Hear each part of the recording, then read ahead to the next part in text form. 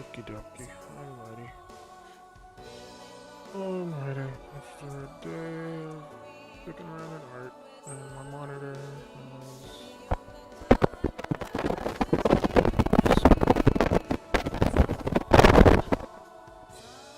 I'm ready to relax and play some games.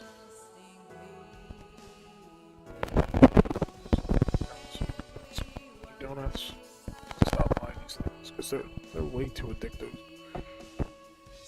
But when I went to the supermarket, box,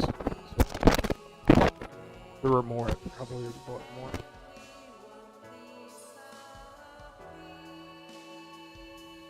Because they're genuinely pretty good.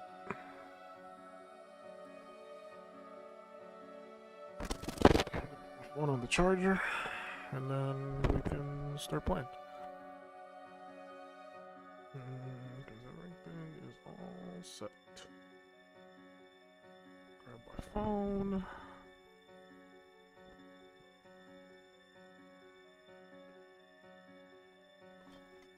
Charger. And good to go.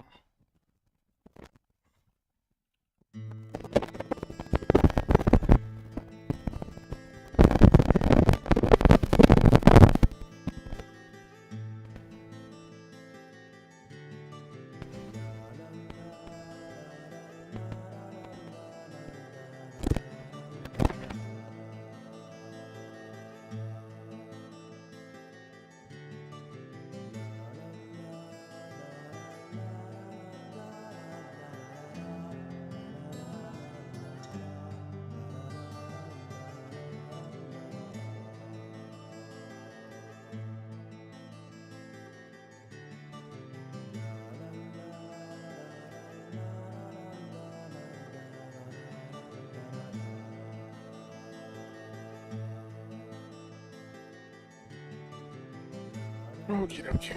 My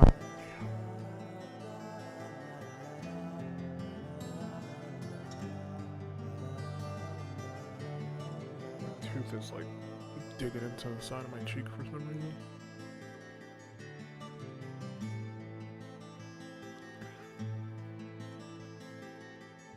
Alright. Global closed beta launch. Where's the Wayfinder's doing it? Global closed beta. Am I invited? I don't even know if I want to play. I played the game once before and I didn't really gel with it. I think they had another beta after the initial one that I was in. Or alpha, I don't even know if it was alpha or beta. But either way, I was like in one and I was like, okay, it's a game, it exists. And I played it and I was like, yeah. And thought to myself, yeah, I'm probably not interested enough to come in back to it. But who knows? Maybe I'll try the new closed beta.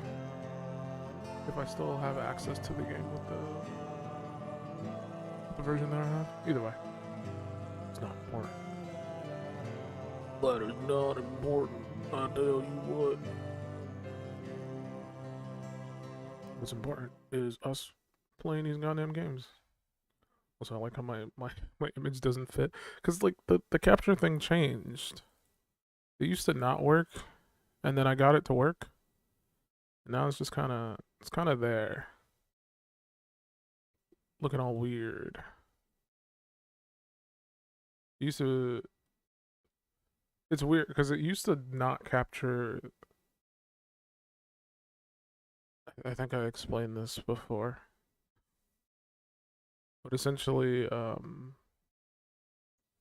everything within this box, it's the best way to demonstrate it, switch over. Everything in this box, from like here to here, you would not see. For whatever reason, like Steam just wouldn't work well with OBS, and I guess something changed. I don't know if it's the new update or whatever, because like it just stopped working with the new update, and so that forced me to kind of go back in and just see if I can get it to work. And And by get it to work, I mean like before it was just the top part and the bottom part, which is why I always have this image here because it was just the image is just there just to have something there, so it's just not a black empty void. But now that it's not like applicable anymore. I don't know what to do. Either way, let's server.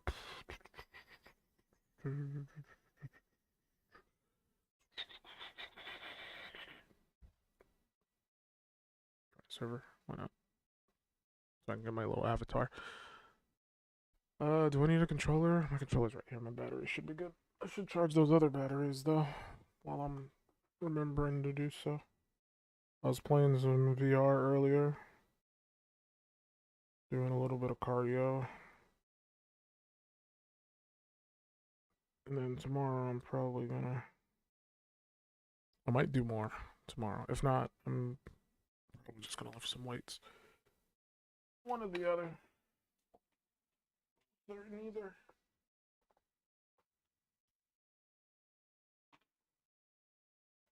Both are neither. One or the other, both are neither. Okay. Alright. I got a few demos. These are from the Ludo Narrative the Ludo Narracon, I believe it was called, or the Ludo Narrative Con. Whichever one you wanna present that. I don't know if it's still officially going on. I think it's done. But the demos are still available for all the games that I downloaded from what I can tell. So I'm going to play them. And the first one I decided to play was not Ghost, why did I say Ghost? Goodbye Volcano High. I don't know why I said Ghost. There's no game called Ghost.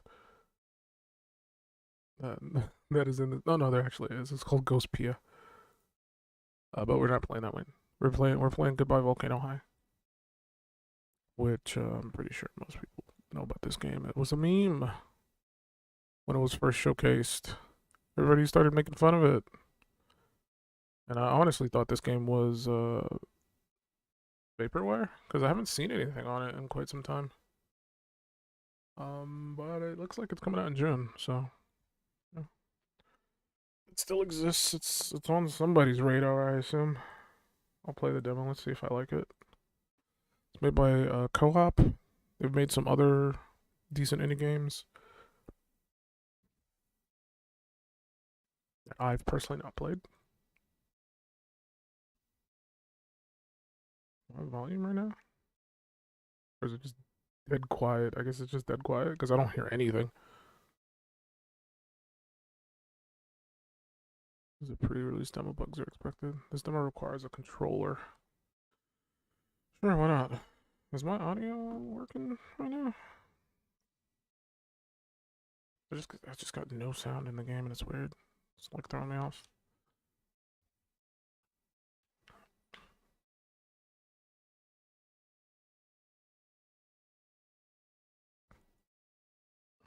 Trying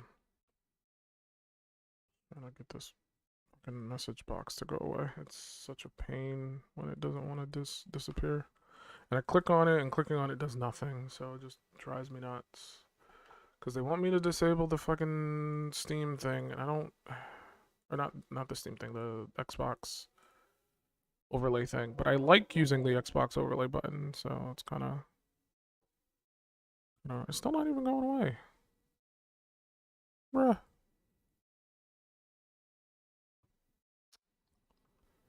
My brother in Christ. Turn it back on. Okay. And I turned it back on and it disappeared. In Goodbye Volcano, your choices will influence the relationships you have with other characters. New content may unlock depending on your decisions.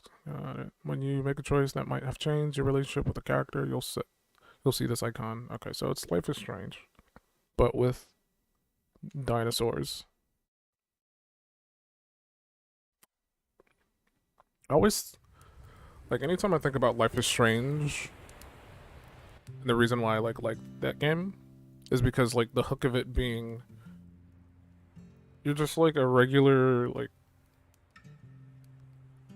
like I think your senior year or like sophomore or something. You're in high school. I vote yes. I don't think this is a voting type situation. I mean, it does kind of belong to all of us. Or it was supposed to. It does. You did a great job. I did not get to go into any settings. What do you say, Faye? This is the one that has all the like hentai. I don't know what happens if I don't care either way. What happens if I'm indifferent to the situation? Fuck it. Oh, they really want you to like L2 and R2. Bruh, I'm using Xbox controller, please. PlayStation exclusive? I think this actually is a PlayStation exclusive. If I remember correctly.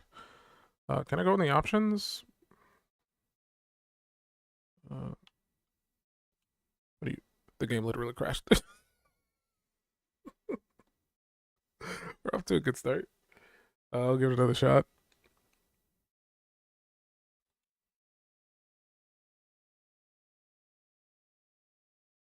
Okay, come on. Trying to get through it as quickly as possible. But yeah, I was gonna say as far as like Life is Strange goes, the thing that hooked me in the most about that game is you're like an average teenage girl.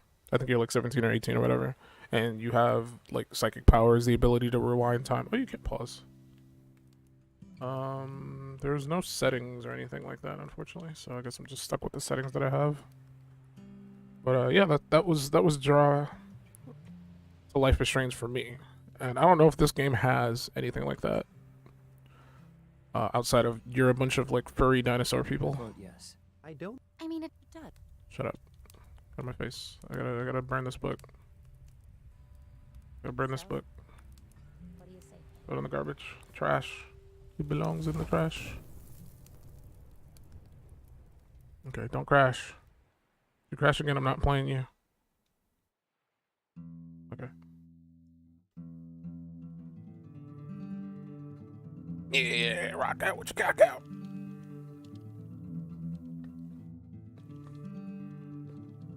Hey, them, great. Loving this game already. Speaks to me. Use the left, wait. Left thumbstick in the direction of the beats coming from the top and sides of the screen to hit them. Okay. Press the indicated face button when the outer circle is touching the inner. Okay. Move with arrows completely overlay. I'm gonna assume I understood that.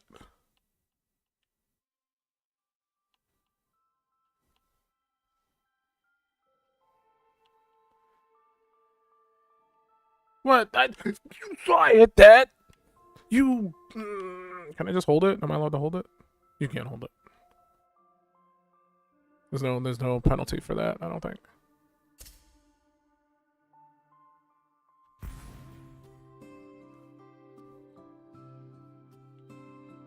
Oh, the Xbox buttons for me, and they're showing PlayStation prompts. It's gonna throw me off a little bit. I mean, if it just stays as X, I should be fine.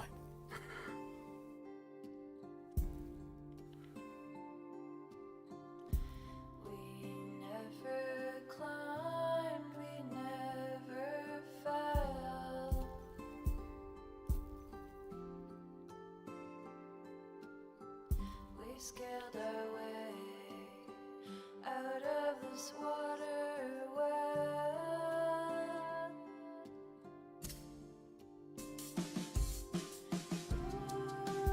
That's always. Oh, that. I legit hit like X on my controller because it threw me off so hard.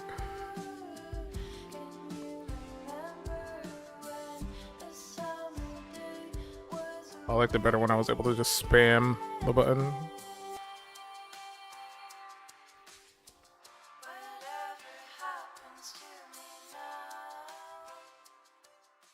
Such a detailed environment and like a basic looking character sitting in it. Now or never. Oh. I don't want to play. I didn't get enough time to read any of the text. Would I even choose that? Bro, that's not fair. You can't choose for me. There should always be an option to like not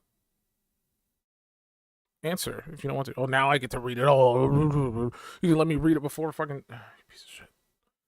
I apologize for the frame rate. The game is running at like 120 FPS for me, and that makes it like run worse on the stream. And I can't limit it because there's no options.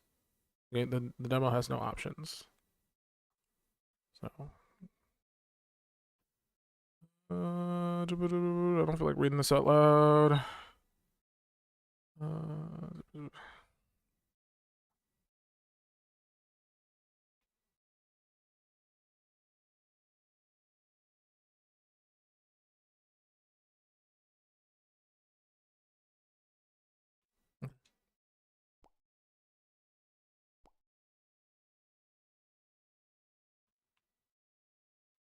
Stella, sure. Hey, Sib, are you playing the guitar right now? Ugh. If you'd been, like, a minute earlier, Seriously? Why aren't you getting ready for school? School is for chumps. I'm getting ready for life. Very funny. Me too, by the way. Not all of us can coast on our talent. Some of us actually have to go to school. Got him. Fucking got him. Sucks for you. Gonna be an asshole. Sucks to be you. Ouch. Gonna have her Come back tomorrow, you know. be a dick to everybody. She's teenage angst Well, I can't give you a right now. We still have time. embodied in a Not me. pterodactyl. Class She president. looks like a pterodactyl. First meeting of the year? Oh, great. Does this mean there's an assembly The pterodactyls have feathered wings. Tomorrow. And thanks for your support. I voted for the other guy. So did everyone else. It's all rigged. Okay, I'm leaving. There's some breakfast for you downstairs. Look how tiny everybody's hands Have a are. good day. That was such tiny hands.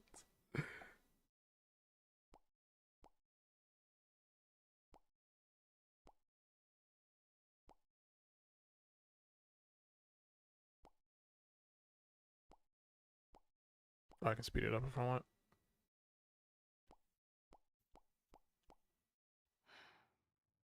Best year ever.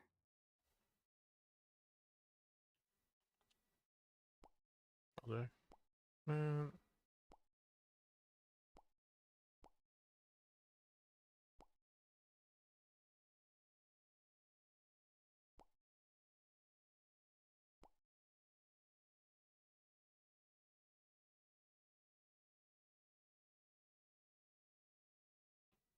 I'm so indifferent about the character art. Like the backgrounds look so detailed. Like clearly it's different artists working on stuff.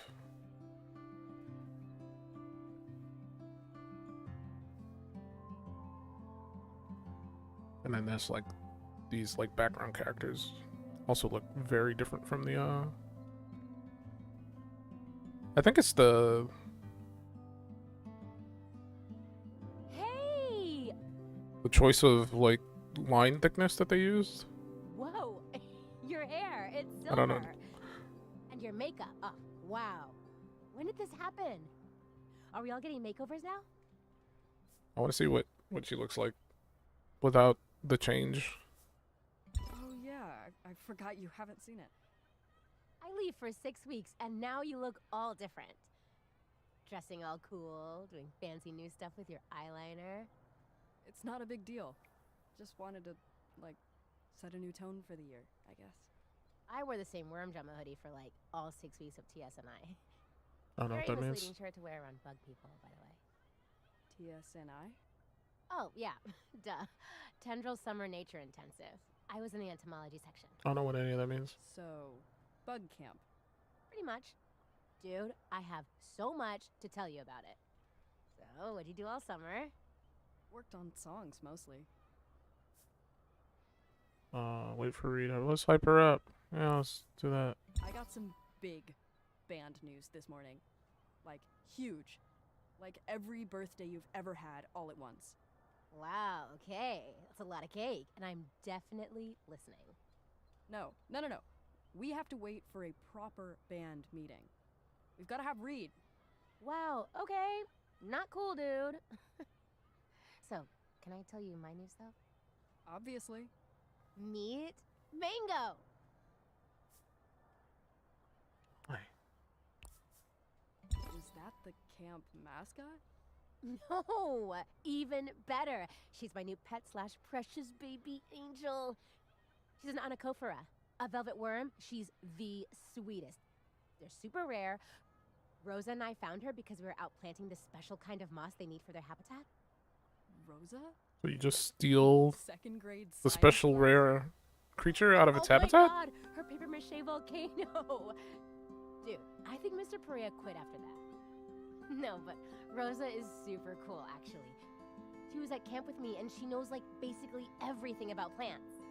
Like, did you know that certain bug species need certain plants, not to eat, but so they can, and they hold their eggs in, like, a... I'm genuinely just skipping some of this dialogue. I don't care So enough. you wouldn't think it, but if just one plant goes away, so do like Gotcha. Mango. She needs a super special moss we were looking for.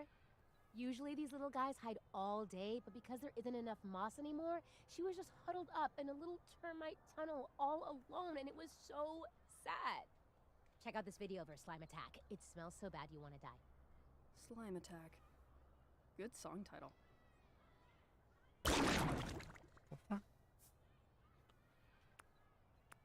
I'm going with this one.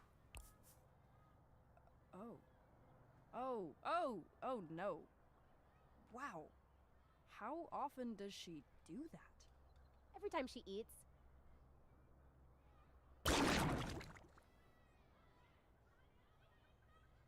So, you really like my hair? Oh yeah, it's awesome. Like you're a super hot assassin or like a powerful witch goddess. Hell yeah. Honestly, I was going for more of a... Dude, tell me that's not terrifying. Jeez. Anyways, I was going for a... I was going for more of a...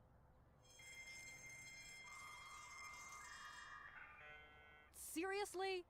I guess that still means it's time for class. And a new bell. I mean, hello? Ugh. I've got Roberts for homeroom. Whew, not me. I think Reed does, though. Hey, best year ever? Guaranteed. I agree. Band meeting at lunch in the music room? I'll be there. Ugh, I missed you. I missed you too, bro. Buddy. Old sport. Old chum.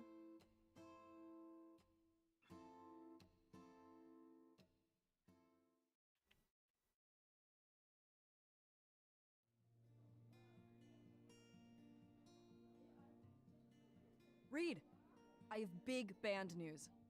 Ooh, what is it? You're not gonna believe it. Oh, excuse me, sorry. Hey, what's up? Check out my new quests?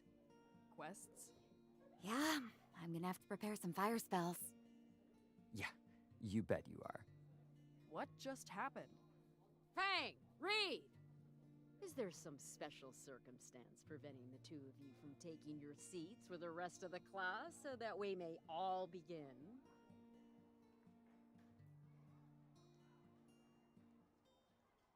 So, welcome back, seniors. Believe me when I say that this year will fly by, and you will find yourselves wishing you'd taken more time to prepare. As loathsome as high school may seem to you now, you are all still in the nest, so to speak.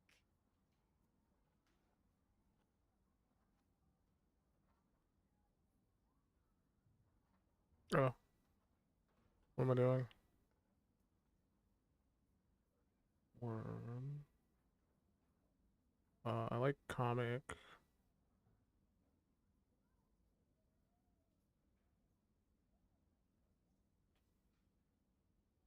Drama.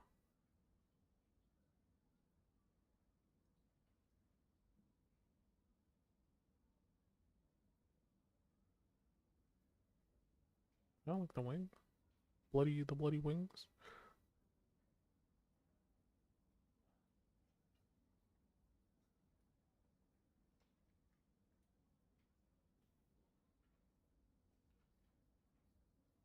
Oh, that one. I'm sure. What was even the point of that? Is that like our band? Is that our logo? What? Oh, I guess that is.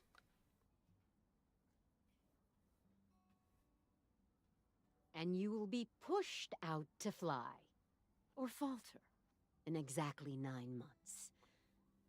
My job is to make sure you don't plummet to an early demise on your first foray into reality. Is that clear? Way too clear. Excellent. Reed, why don't you start us off then? Tell us your plans for after graduation, and I'll give you your first flying lesson, so to speak. Aren't you like the homeroom teacher? I What? don't know. My brother's been doing pretty all right making his deliveries these days. So I figure there's always going to be a need for that. And I'd still have time to practice the drums, you know? Smart. A steady industry that builds on existing skills and lets you pursue hobbies. Who's next?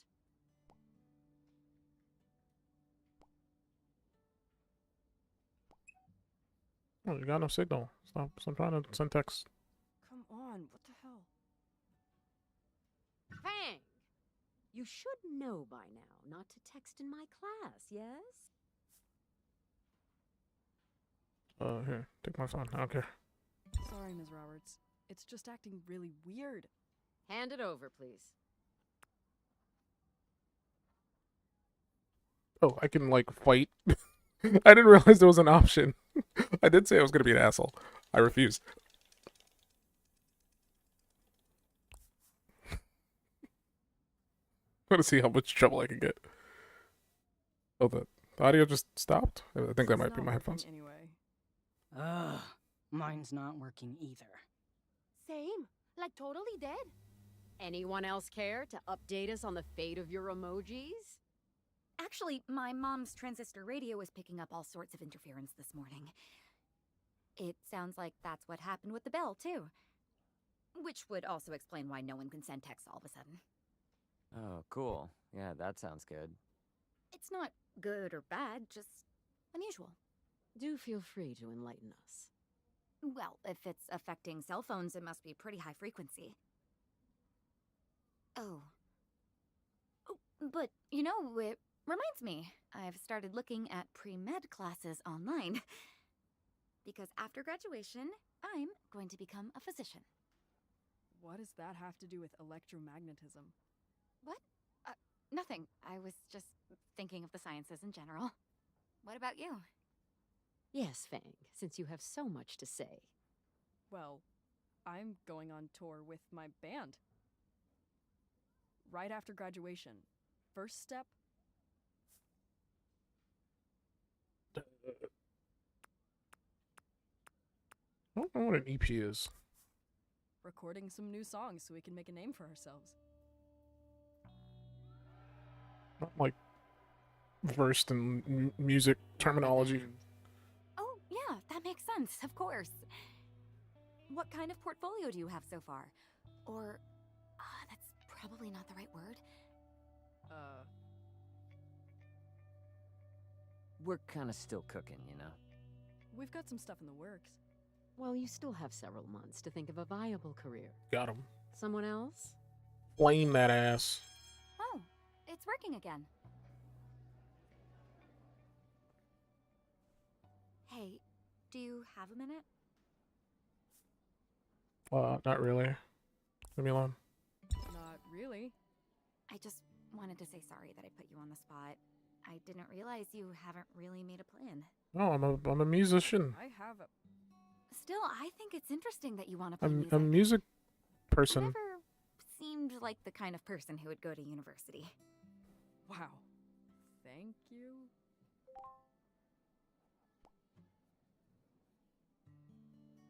Yes. Awesome. It is? Sorry, not you. I gotta go. But we actually do play shows, you know? You should come see us sometime. We're about to blow up. Yeah, okay. See you. That's what every band says. Oh, Naomi.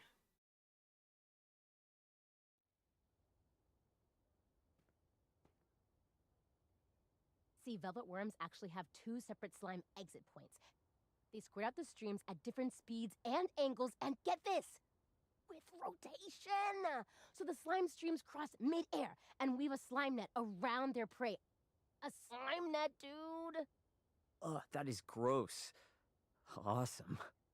Ooh, I might have to steal SlimeNet for one of my L&L characters. Of course you will. I just got a new module. Of course you did. I ran into Naomi at the library over the summer. Now that's gross. She actually had some wild ideas that would totally work with the whole slime thing. Really? Like what? Play and find out.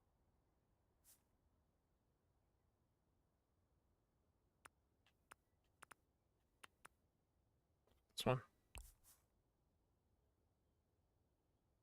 Hello? What did I miss? Mango stuff and Reed's, module. Some game stuff I'm writing. Wait, what is going on with your face, though? I don't know, must have forgotten to moisturize. No, dude, you look all glowy, like, good. I got a new foundation.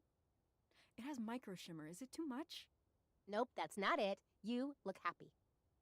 Because I am. Okay. Band meeting officially started. You know the big battle of the bands coming up?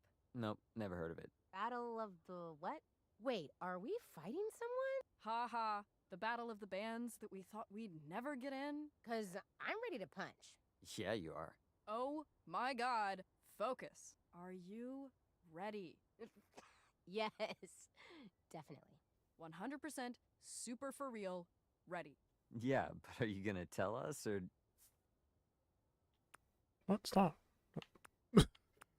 Stop. We got an audition. We got an audition! For Battle of the Bands. Whoa.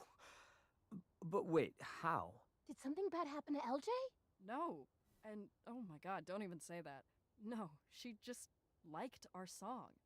But LJ hates our songs. Like, all of them. She really does. Well, she likes this one. Which one? Did I write it? Feels like it's a Reed jam. It's new. I worked on it all summer, and I was feeling really good about it, so I took a video, and I sent it to her this morning, and she loved it. Worm Drama is gonna play Battle of the Bands! If we pass the audition. Wait. I mean, super cool, but what's the song? Well, like I said, I worked on it all summer. I missed you guys a lot. So I distracted myself and I focused on music. And I learned some cool stuff. I don't know, I just got really into practicing and thinking about the band and what we could be. This is our year, you know? This is our shot to start the lives we actually want instead of... So what's the new song like? Just let me play it.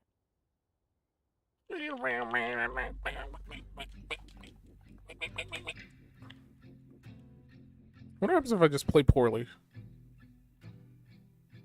Curious to see what the game does. Doesn't seem to care.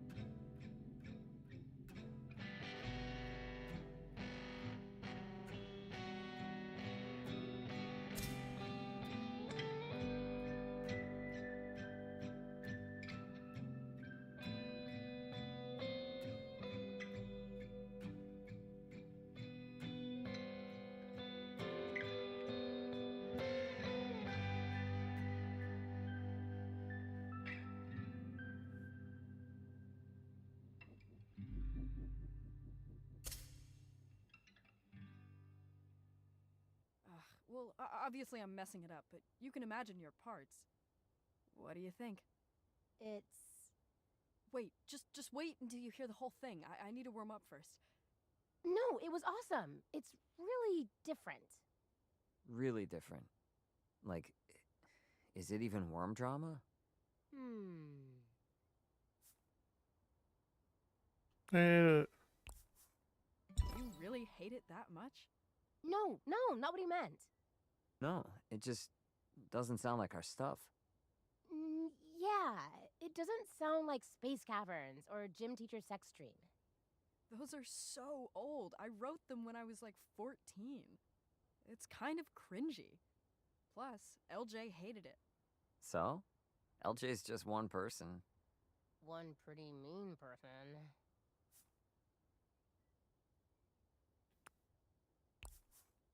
I'm sorry, I don't understand. We've been trying to play Battle of the Bands for years. Whoever wins, Yeah, I hear ya. Get a spot at Caldera Fest where they pay you money to play music in front of 1,000 people. exactly, it's huge. We'd get real money to start the big tour. Can we really learn all new songs, though? I mean, Reed's got a point. And what if it's a setup? Every contest needs a loser.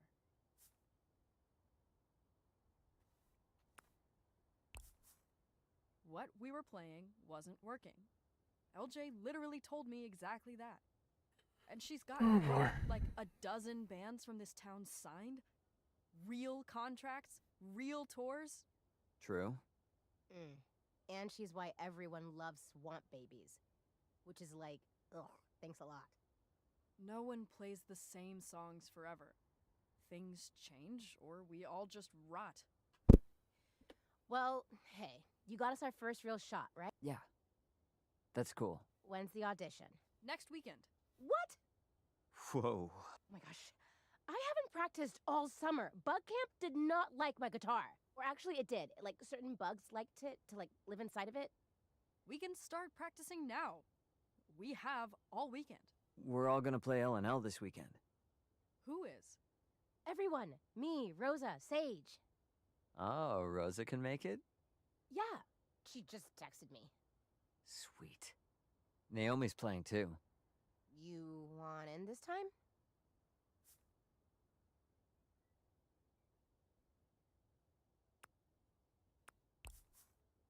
Yeah. I'm intrigued. Ah, yes. I have a character all ready for you. A dark mage. Very cool. Wait, no, we didn't even get to practice. Trust me, this is gonna be amazing. New songs, new shows. If we can do it in time. We'll go over everything next practice. When is good? I'm on babysitting duty again tonight. Yay. Maybe tomorrow? Yeah, maybe. I gotta work with Rosa on our project tomorrow. Bugs are getting smaller and no one knows why.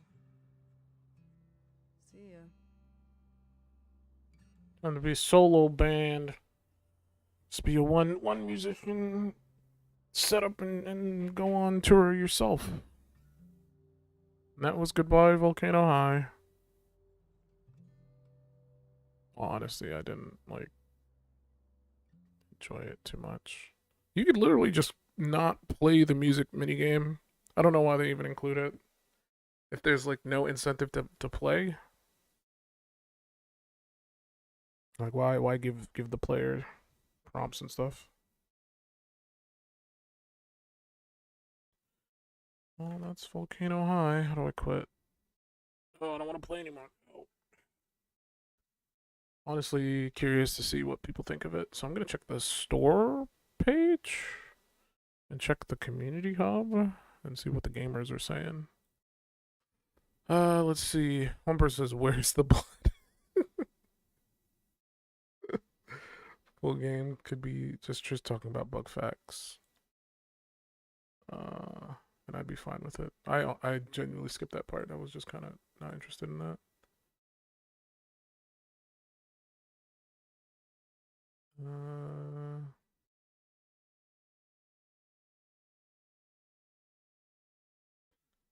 Let's see. Please add keyboard controls.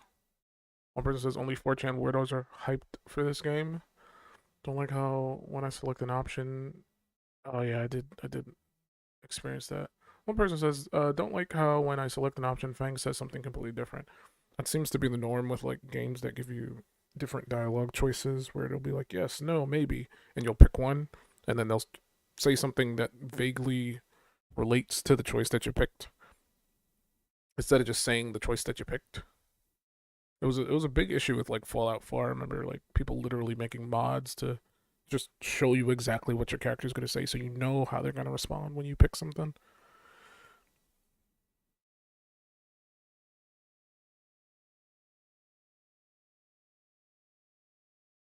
Uh,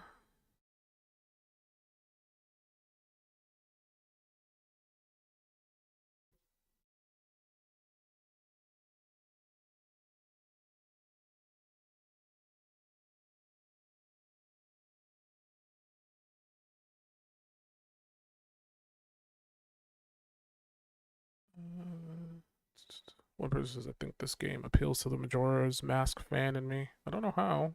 I didn't experience any vibes of Majora's Mask. Premise of the world, or at least someone else's world coming to an end. I guess because of the meteor.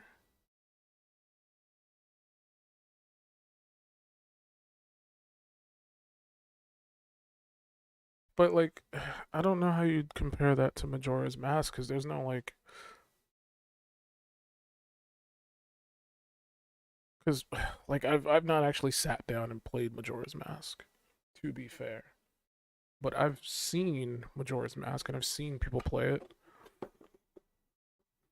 And this game doesn't have the mechanics that Majora's Mask has. The only thing that they share in common is like there's an impending doom that's going to occur, but I don't think in this game you can prevent it. I'm pretty sure in Majora's Mask your goal is to prevent it from happening. But this game doesn't seem to have that mechanic. Or maybe I'm wrong and it does, but it doesn't look like it. I'm pretty sure by the end the meteor is not going to kill them or whatever.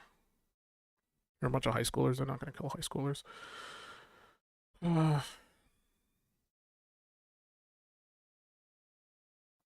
I'm not sure. I didn't really vibe with it. I don't know what I was expecting out of it, but like, I don't know. I think Life is Strange is probably the best case scenario for this type of game for me. But there's like a deeper level when it comes to Life is Strange. The whole having supernatural powers to rewind time and change the outcome of like people's futures and stuff. I find that interesting. I don't know if I find I like the premise of a meteor coming to destroy like anthropomorphic dinosaur people could be interesting, but the way how it's played out is just, hey, we're a bunch of high schoolers. We have a band. We gotta go to this audition so we can win this competition so we can go on tour. And it was like, it's not really interesting. I don't know. I don't know. I just don't. It's just boring, mundane. Like they didn't need to be dinosaurs for this story to like work. They could have just been normal people. I feel like they could have done something a bit more interesting with the whole dinosaur aspect of it. I mean, again, the meteor thing is coming, but I don't think it's gonna kill anybody. I don't think the meteor's gonna kill them because again, they're a bunch of kids, and they're not gonna showcase a meteor wiping out a bunch of kids. I don't think they have the balls to do that. But yeah, that's a game. It's a game.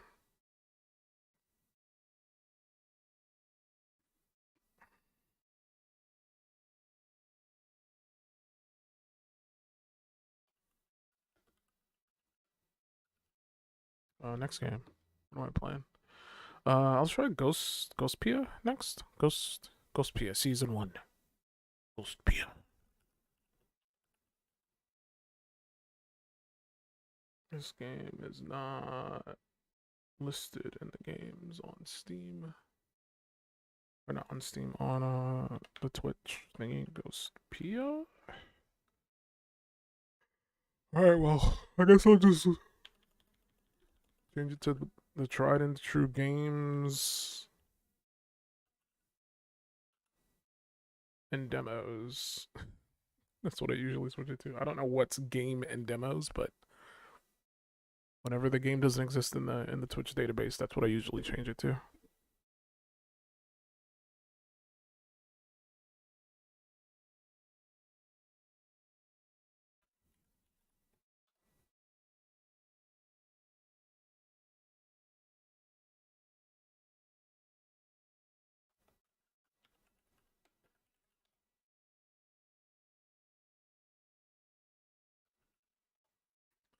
Let me look at the store page real quick before I jump in, just to see what the game's about. In my dreams, I can get out. In my dreams, I can fit in Ghost Pia. Mixes the adorable. Wait, no, I read that wrong. I can. Okay, let me try that again. In my dreams, I can get out. In my dreams, I can fit in. And then it says Ghost Pia in quotes. Mixes the adorable art style of an illustrated book with glitches and noise effects. Okay. There are no choices to be made. There's only a lonely girl in a ghost town and a story full of mystery, friendship, and a bit of violence. So this is one of those kinetic visual novels.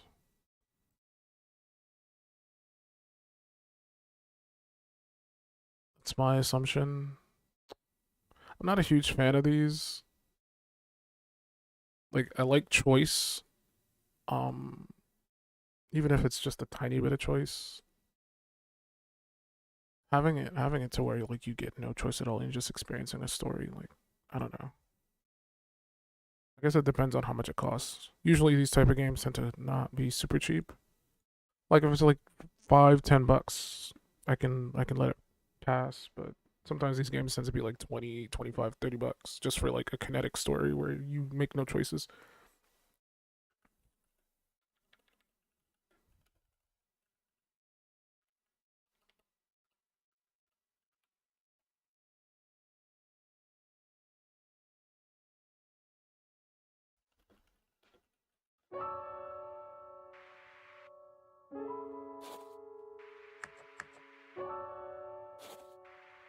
Oh my god, stop.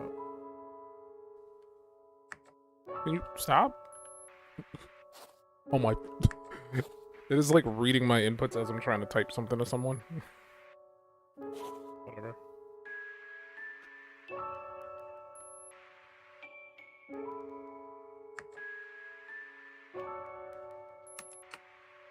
Whatever. I cannot read this shit. This visual CRT effect is awful. Jesus. How do I get this in full screen? There we go. Look at this shit. Full screen, please.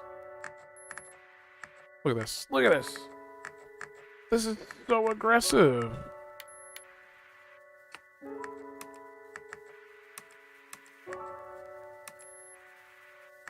Like, I feel like that just ruins what, oh my god, every time I like it doesn't want to stay in full screen for some reason. Oh my god, please stop. There. 4K? There's 1080p and 4K. You don't got 1440p? Like, come on. Playing it in 4K. Oh, we stop. There's voices? Are there actually... What? Because I've been playing a fucking visual novel the past couple of days, and there's no voice lines in that. I really think I should turn this here. I can barely read the text. It is so bad. But I feel like it's a part of the...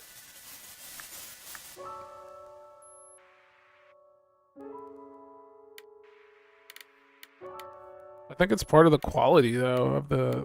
Like, it's part of the game. Like, that's the aesthetic that they're going for. I think I might try to play with the CRT. If I can't bear it, I'll turn it off. Like, I can barely read what it says past episode 1.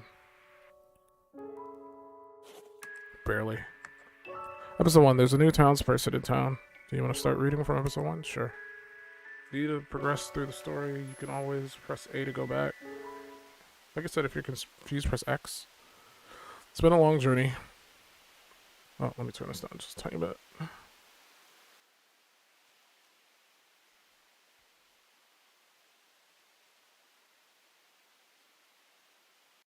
Oops, sorry. 1 second.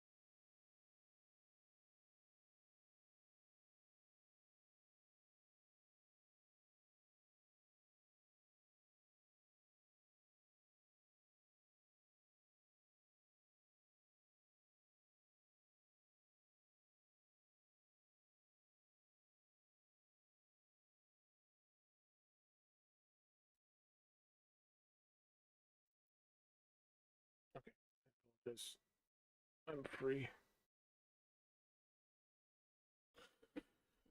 Okay.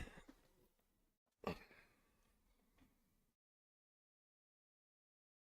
all you see because I was AFK. And that's where the game was paused.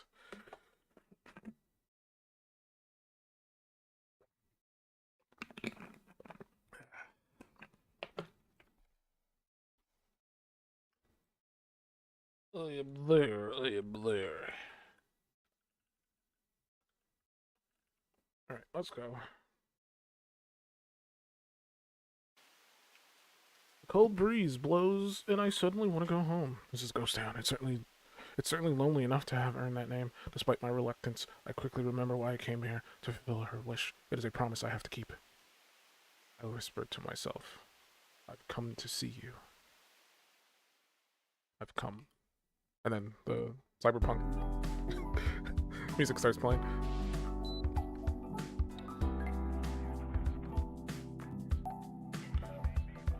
Guns, violence!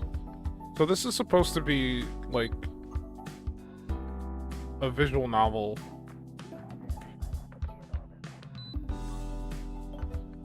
That's supposed to have, like, violence and a cutesy story about coming to some town. With, like, trippy visuals or something. I don't... Look, I saw it. It had a download option. I downloaded it. You know you can type in chat, right? So I don't have to, like, keep looking over at Discord. It's been my dream to dream lately. I've been sleeping all the time. But I haven't dreamed at all. I want to dream. I want to escape from reality and go elsewhere. But no matter how much I sleep, the world of dreams just won't welcome me. Have I ever even had a dream? That's how I feel every time I go to sleep. I actually don't dream. I don't know what classifies being able, like, what allows the human mind to, like, experience dreams. I've never been one of those people who dreams. Sometimes I'll wake up and be like, something happened, but like 99% of the time I don't dream. I'm not quite sure myself. And thus I'm on the precipice of awakening. My body slowly floats up from the darkness of dreamless sleep, reminding me that I do have a body, and I'm not just part of puddle or of I'm not just part of the puddle of dream goo. Jesus, I don't know why I can read that. But I want to sleep longer. I grab a hold of sleep's tail and try to sink myself back into the goo. Dream every night. Oh, la-di-da, good for you. I'm fucking dream. I can't dream, I'm stupid. When I yawn and open my eyelids, I realize the sound of a ringing phone.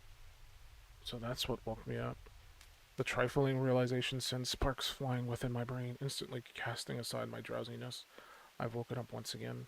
My heart feels cold, heavy, as if someone had poured icy water into the empty hole in my chest. As I answer your question from earlier, I don't think it's a horror game.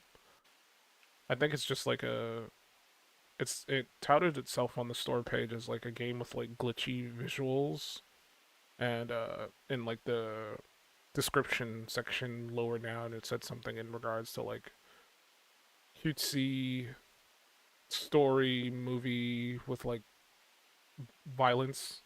I don't know. I don't know how to explain it outside of that. I look outside the window. It's almost dawn.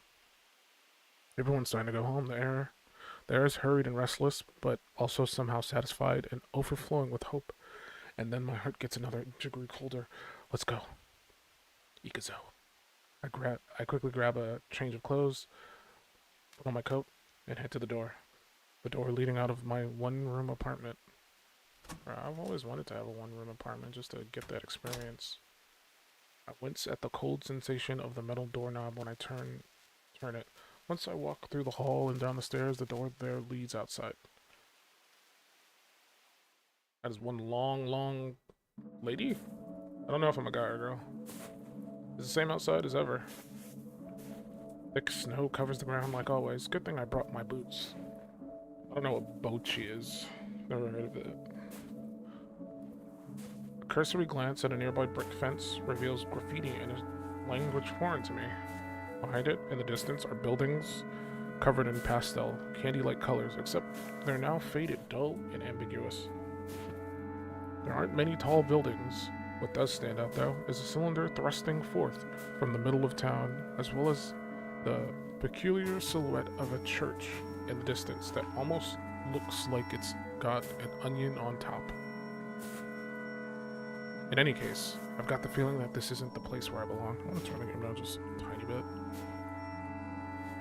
Sorry, like, turn down halfway, Jesus. Okay, I'll turn it down just a little bit more. In any case, I got the feeling that this isn't the place where I belong. This is a ghost town. Someone decided it'd be called that. Or rather, that's all anyone's ever called it. This is a ghost town after all. There's not much else here, so if you're not going to name the town after its inhabitants, what else are you going to call it? What do you mean? All these lights, there's nobody home? It's ghosts that live here. Oh, it's literal ghosts? Or rather, that's all anyone's ever called them. I think this might just be like weird metaphors and whatnot. Maybe everybody's just regular people. I think that's the only thing they're comfortable calling themselves since they live forever and are active at night. Okay. I take it back. Should have waited. They really are ghost-like in that sense. But I guess since the like part is off-putting, they've settled on just straight up calling themselves ghosts. Naturally, I'm a ghost myself. As dawn breaks and the ghosts go home, I head out into the ghost town. What? How are you a ghost then? I thought they come out at night. I'm confused. The horizon's starting to turn blue, so I'm sure it'll be dawn soon enough. I love this time of night, especially the sky. I do realize that I'm kind of basic for liking something as commonplace as the sky, but watching the pitch black expanse gradually fade to navy and then to blue makes me feel somehow both excited and relaxed. I might take a step forward and get confused. Why was I sounding so gloomy? I often space out and lose track of what I was thinking. I've been like this for longer than I can remember. I feel like a broken machine. If only I could keep these sad thoughts away. Not once have I ever been able to stop them. Then a car honked at me. I started digging through my memory to try and remember what started that gloomy train of thought and walk outside half asleep. My feet just started walking on their own. Someone once said that the subconscious part of our mind is larger than the conscious one. I passed through the small gate of a similarly small apartment complex. There are many footprints left in the snow. But they're all footprints heading home in the opposite direction that I'm headed. It seems like that lonely thought has set my memory into motion. I remember now. Once again, I failed to dream. Then I got a phone call from that girl, which woke me up. Am I a girl? I couldn't sit still, so I went outside. Sayoko. I assume that's a girl's name. I wish I didn't remember that. But I suppose when you've forgotten something, it's human nature to try and remember it. The need to remember may not be at the top of the hierarchy of needs, but it's definitely pretty high up. Well, whatever. It doesn't matter. I hate it. It really doesn't, I muttered to myself as I tread through the snow. When I reach the road, the snow has already been cleared, making it much easier to walk. There's not another soul on the road, but I can feel the gazes of the ghosts from inside their buildings. I can't say I like it, but it's better than seeing them face to face. There are many ghosts in the town, but as someone who currently doesn't have any friends, my one and only hobby is to walk around town early in the morning like this. It's nostalgic, melancholic, and yet somewhat exciting. That's how I always feel when I go for these walks. Man, this game is wordy. I don't know what I was expecting. I walk through the shabby backdrop of the city streets until I turn the corner, and the scenery changes ever so slightly. I've reached the plaza in the middle of town. This game said it had voice acting, or at least the menus said it had voice acting. Or it didn't say it had a volume slider for voices. And usually when I see that, I get kind of excited for visual novels, but then I've played 2 visual novels and like recently, and neither of them have voice acting. So now I'm not sure what to think when I look at menus in games now. There are benches placed here and there, as well as a signboard of a cafe with a full view of the plaza. It's not exactly a place with a calm, relaxing atmosphere. and that's due to the overwhelming presence of something that's the opposite of calm and relaxing. In the center of the plaza is the indiscernible stone wreckage of what probably used to be a fountain, and sticking out of it is a gigantic metal cylinder with fins that looks like a missile. It's been here for ages. Its silhouette is simple and clear, so too is its perfect purpose: destruction, complete and utter destruction. Is it a nuke? There's no mistaking it. It's a missile. I have no way of knowing what sort of missile it is, but the fact of the matter is that it is a missile. Nothing more, nothing less. See, now the game has me thinking. The whole ghost-like thing. Maybe everybody is actually dead. Maybe the town got nuked and everyone died. If that's the case, I played 2 games back to back without realizing they both focus on like the eradication of the people in the games, because I assume uh the Goodbye Volcano High thing is going to actually nuke the dinosaurs. I could be wrong, because like my after playing the demo, my thought process was it's a bunch of kids. I mean, they're dinosaur kids, but like it's a bunch like the game is not like serious in that type of way. Like it's not dark serious. It's like teenage angst serious. So I don't think they're gonna actually nuke the kids in that game. That was my thought process. Even though like it does have like a backdrop of, oh, the meteor's coming. There's like some weird stuff happening. We gotta do things before the end. I have no way of knowing what sort of missile it is, but I read that. I don't know how long this town's history goes, but ever since it became a ghost town, the missile's been there, apparently. Since it hasn't exploded, it's probably dead. And strangely enough, the missile is packed with the names of the town's ghosts etched all over its surface, like some sort of memorial. Naturally, my name is on there too. I have no memory of writing it there, and yet there it is. Like a signature on a shady contract I've been deceived into signing. Maybe I'd be a little proud to have my name here if I like this town, but since I don't, it doesn't make me happy at all. Instead, it makes me feel like I've been bound to this depressing place, so if anything, I find it disgusting. Sukiya kick! I don't know what Sukiya kick. I take 2 or 3 steps back, get a running start, and give the missile a good kick. Specifically, I aim at the spot where my name is written. Someone speaks up from behind. You idiot! What if it explodes? Anya. I don't know why I made her sound like a chain-smoking man. Shocked, I turn around to see a red-headed girl I recognize. She's a person, or rather a ghost, I'd rather not run into. Uh-oh.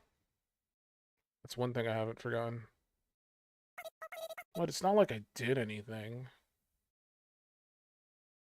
She may have not done anything, but I have, so I don't know what to say.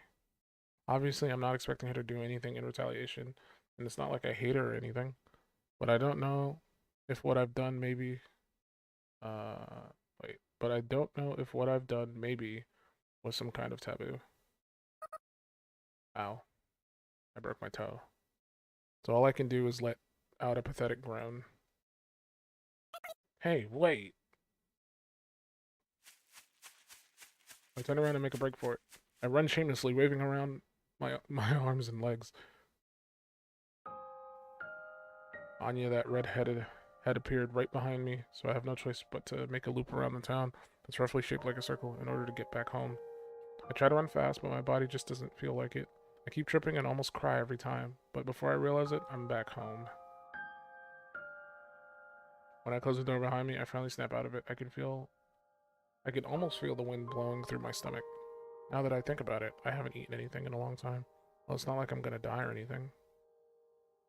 When I toss my coat off by the door, it starts melting from the bottom hem up. What? Like when an orange peel eats through a piece of styrofoam. Is that a thing?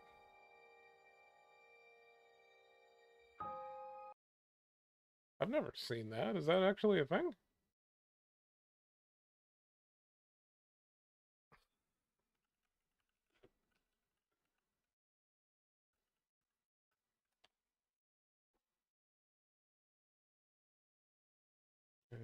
I gotta see it. I guess it's because of the citrus of from the orange peel, maybe? This is such a specific thing to like bring up as like a dialogue choice.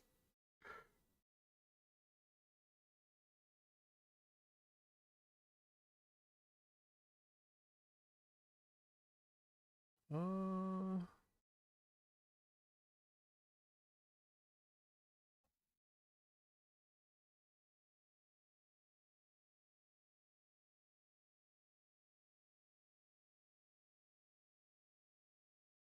Okay, well, it's a thing. I don't know if it's like orange, just orange peels, or can you do it with just oranges as well?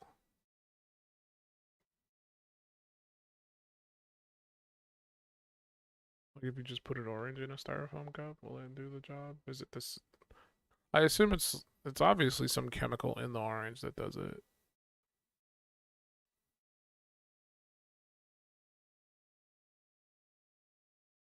It seems to be something called D-limonene that's in the orange peel that can decompose. Or I shouldn't say decompose, that's not the right word. It like melts away the styrofoam. It dissolves it. I mean, that's cool. I mean, it's a random bit of information I didn't know about. So I guess that's a nice little science trip. I don't know. It bubbles, melts, and forms droplets. Ugh. Ugh. The boots I tossed by the bed melt too, leaving behind useless heels and soles. Ugh. And by the time I toss myself onto the bed, even my feet start to melt. Even ghosts feel pain. Once the skin melts off, it exposes muscles that gets dry and stiff upon contact with the air. It hurts. Wait, what? I guess that's... What? The smallest flicker of air in the room causes me unbearable pain, as if rubbing irritants into open wounds. Ghosts can't survive the morning sun. The reason I kept tripping over myself on the way here may have been a result of losing part of my leg muscles. Thinking about that possibility helps distract me a little from the pain, but it's not as much of a problem as it may seem. It's no big deal, really. Nothing dies in this town. Just leave it alone for a while and everything will be back to how it should be. To sleep is to temporarily lend your body to the darkness of slumber. By the time I wake up, my body will be back to normal. My legs will have healed and won't hurt anymore, hopefully. This sure hurts. I speak up even though I know there's nobody there to respond. Well, it'd be nice if there was someone to respond, someone to sympathize with my pain. Maybe I'm a little lonely. Did a teardrop fall onto my pillow, or was it just my imagination? Could be your face melting. My eye falls shut before I can find out. I mean, this is a game. This is definitely a video game, minus the game part. It's a lot of video. I can see a town off into the distance. I'm heading there at full speed. To the left and right is nothing but an endless snow desert. Up ahead, railroad tracks stretch far into the distance. Behind me, the railroad ties blur together, which is a sign that we must be going pretty fast. At this speed, I should be feeling the wind onto my skin, but I don't feel a thing on my body. It's only now that I realized I don't even have a body at all. Without a body, I exist as nothing more than a perspective that's somehow chugging along the railroad track, like a train. Without a body, I don't get tired, so I just aimlessly watch the scenery flow by. Once I'm about a few kilometers away from the town, I finally realize it. That's the town I live in. It's a bit of a relief. At least it's not some strange unknown territory. Before long, my train self will arrive at the station, but as I gradually slow down, my body doesn't feel a thing, not even momentum. Suddenly, my perspective switches as if someone had turned the turning dial on an old analog radio. My new perspective is facing the doors inside the train. I'm already at the station. Doors open automatically. There stands a girl. He pulls the corners of her mouth to the sides as if to say bleh before telling me, Welcome. Welcome. I've lived here for a long time, so I don't need anyone to welcome me. What's even going on? I try to tell her those things, but I can't speak at all. By the time I wake up, it's completely dark outside. Ghosts are nocturnal creatures, and thus the town's bustling with liveliness. No dreams again. The pain of my legs and the damage to my clothes have both vanished as if nothing had happened. I'm just a little relieved. I think I woke up much earlier than usual. I check outside the window again as part of my daily habit to see how much time is left before sunrise. We need to talk. What does that say?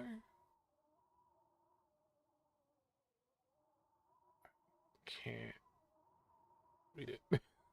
I think it says we need to talk on it. Maybe I don't know.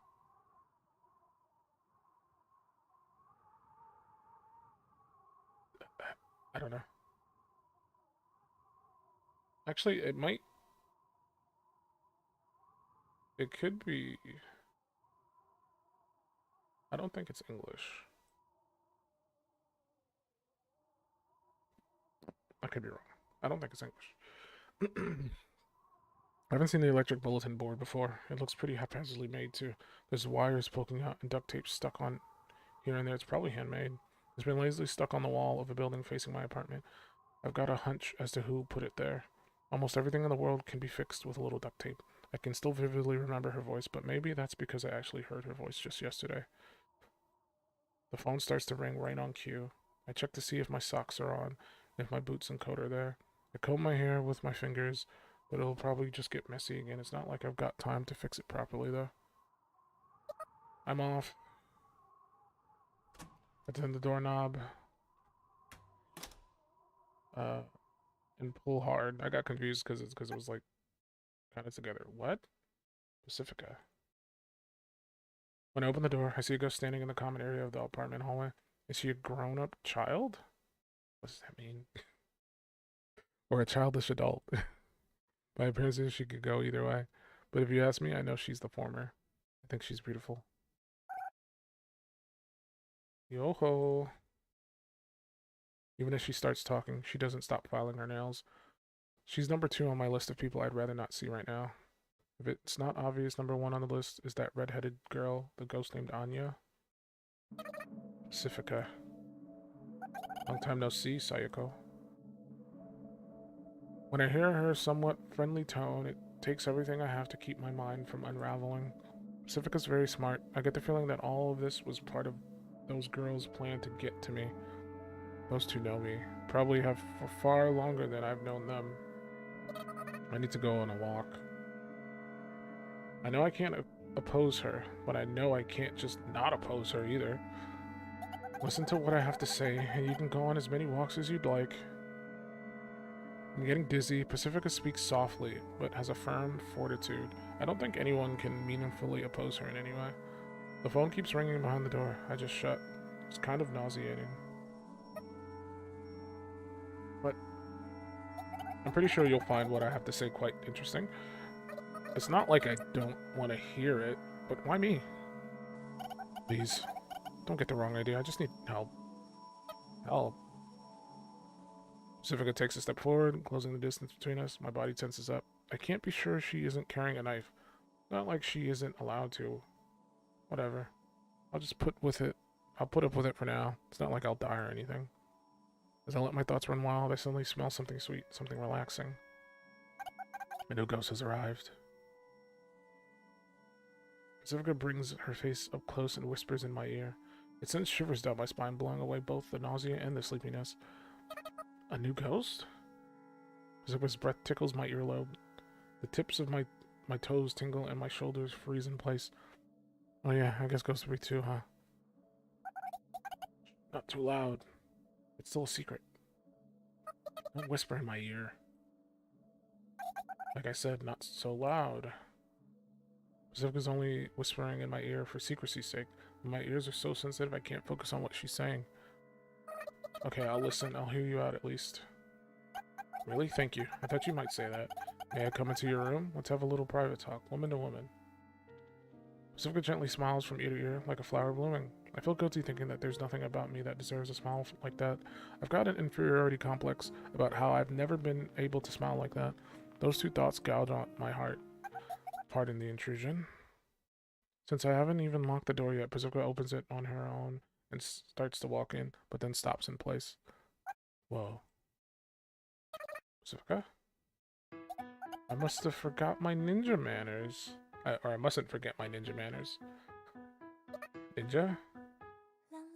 Before she crosses the threshold into my room, Pacifica places her hands together and bows. What's up with that? I heard that this was a ninja custom. That's news to me. No way. Apparently I'd become known as a ninja in this town without even knowing about it.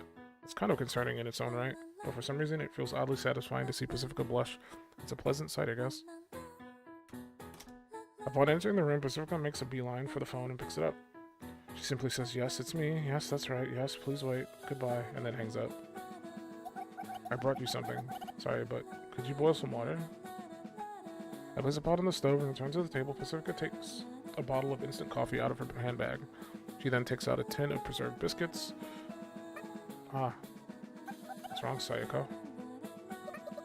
I was thinking that this is what I had for my last meal, too. You mean when Anya made a mess on the crotch of her plain jean overalls? Probably, yeah.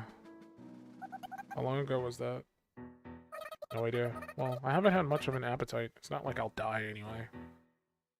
My goodness.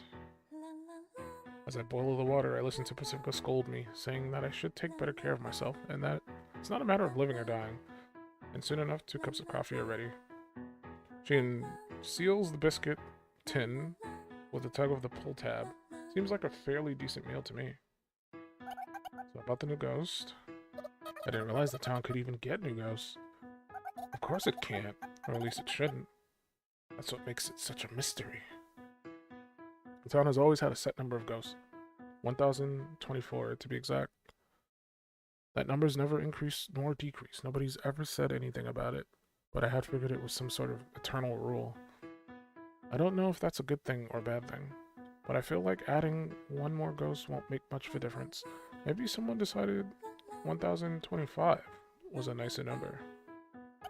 She's a girl around your age, Sayaka. I see. How old is Sayaka? For some reason, my heart skips a beat. A second later, my chest feels somewhat warm, somewhat numb. In other words, I feel fidgety. So anyway, I thought we should throw her a welcome party. Pacifica just couldn't resist laughing. It looks as if, or I guess that's supposed to be, it looks as if she had read my mind. It's like she knows me better than I know myself. But does she know what this feeling is exactly? I have to throw her one, especially due to the circumstances. What circumstances? The church is examining her. She'll most likely be tired once they release her, so you have to show her a fun time to make up for it. The church, the town's biggest congregation of ghosts, it also serves as a peacekeeping organization. Headed by a priest, they do policing and politics, and thus the priest is more than like... Wait, I actually did. How do you rewind? I think it's A?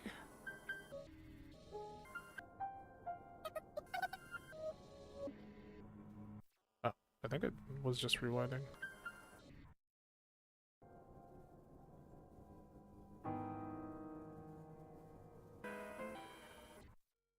Rewind. Just a little bit. This is an interesting way of doing like being able to control how because like I was expecting to be able to just rewind, just go back different dialogue, but it seems like you can literally like slow down, speed up, both going backwards and forwards. It's interesting. What about priests? They do policing and politics, and thus the priest is more like the town mayor. Very few ghosts know what goes on in the church, but Pacifica's a pretty influential ghost as far as they go, so I guess she got that information from an inside source. The church still does things like that, huh? Some sort of immigration inspection, I suppose. But is that really necessary? It sounds like they're just doing it because they want to. I hate the church. Particularly their attitude. Even after the townspeople became town's ghosts and overcame death, the church still wants to control people under the guise of politics. It's almost like the ghosts are pretending to be alive, and it's so forced. I feel like there's other things that bother me about them, but the anger makes my head feel hazy. Like, yeah, my head always feels hazy, but you know what I mean. I don't. So I can't even remember what it is I'm angry about. You still hate the church, I see. Well, I do too. Those guys are poop. But strong dialogue from our character. Church is poop. More strong dialogue from our cast. Church is indeed poop, as the kids like to say. Poop is church. Oh my god, it's not getting any better.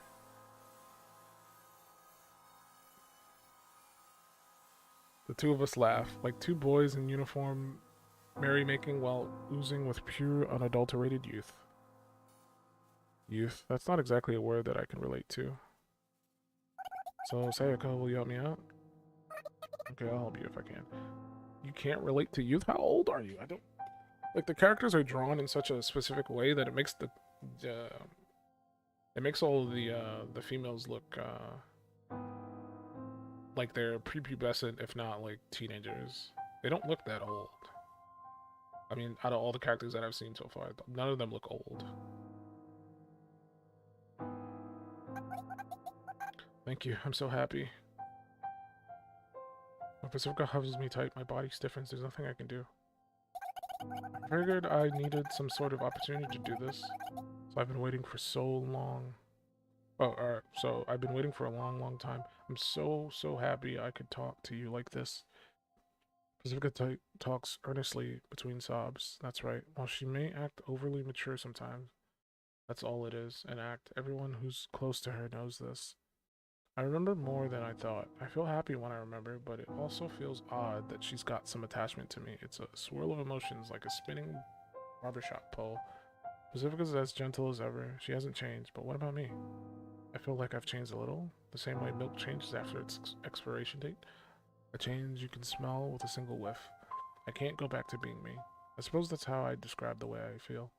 I guess I was just looking for an excuse. You've always been so close. I just needed a little courage to speak out to you. Ow. There's nothing I can say. Being touched makes me feel safe. I don't want to let you go ever again. But at the same time, it also makes me anxious. After all, I have no idea how I could ever repay someone who makes me feel this happy.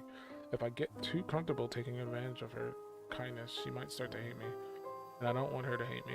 I can't find the words to say, but just a simple hug. All of these feelings are revolving around inside me. And I'm just so afraid that I'll end up crushing this moment into dust. And just like that, the happiness has faded away completely, leaving nothing but coarse anxiety coursing through my heart. Am I just not used to dealing with kindness? Eh? Pacifica suddenly lets go, and for a second I fear that my worst fear had come true, but the reality is slightly different. Sorry, Sayako, but, what is it? Are you showering properly? You kind of smell like spoiled milk. Oh, now that you mention it, I haven't showered since the other day. Which other day? You know, when Anya spilled coffee on those ugly overalls of hers? The poop talked. What? Pacifica leaps backwards away from me. There's a look of fear on her face that she probably wouldn't want anyone else to see normally.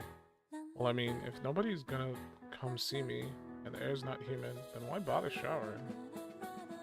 What happened to I don't want to let you go ever again? Who asked you, you 100-year-old poop? It's been 100 years? The very concept of a calendar has disappeared from this town, so time has become incredibly ambiguous. Individually, a day is simple to track, but as the days pile up, it's impossible to keep track of months and years. You'd have an easier time counting the sand in the desert of snow surrounding this town, one grain at a time. If you think about it, I suppose it's not normal to go this long without showering, huh? Maybe I really have changed. Am I trying to reclaim myself? Take a shower now. Okay. My fear of being separated from Pacifica turned into fear of Pacifica herself. I stopped thinking, grab a towel, and head into the bathroom as quickly as possible. And I think that's the end of the demo? Possibly? Or are we still going? I'd be happy if it was done. There's so much to fucking read. It's almost done. Snow seems to Soft and hard to walk on, perhaps due to the rising temperature. Ah, Sayako. Pacifica? Looks like I wasn't the only one called here. I see, I guess that makes sense. The time has come. Is it done? I wonder. I can't wait. Pacifica nods and weighs her words for a while, and then... If you can't wait, then let's hurry. Hey. Actually says to Pacifica when she breaks into a run. It's my first outing at dawn. The dash is swimming through the pristine air. Main Street looks so different compared to how it normally does. It's like a quiet, still pond. And just as... I didn't realize I could do that with the windows. Just as how a skipping stone makes ripples in a pond, our footsteps and Pacifica's laughter break the silence. I'm excited. Not that I mind, but why are you out of breath? We take one turn off Main Street and reach a workshop garage. Anya looks at us as she sits on a garbage can? Wait, was the word garage or did I just misread that?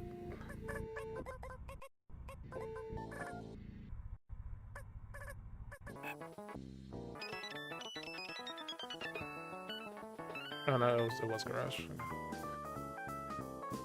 She's on a garbage can placed in front of the closed shutters, swinging her legs around. Oh, Ohio. I'm gonna assume Ohio. They separated it as Ohio. Or maybe they were going for Ohio. Oh, no, they were definitely going for Ohio. Oh, Guten Morgen. I don't know how to pronounce German. Huh? The two of us laugh when we see Anya's confused face. Anya looks to be about my age, so I don't use formal words with her. How old are you? Pacifica seems to be older than me, so I've ended up using formal words with her, but not because I'm trying to keep my distance from her or anything. It's not like I don't respect Anya either.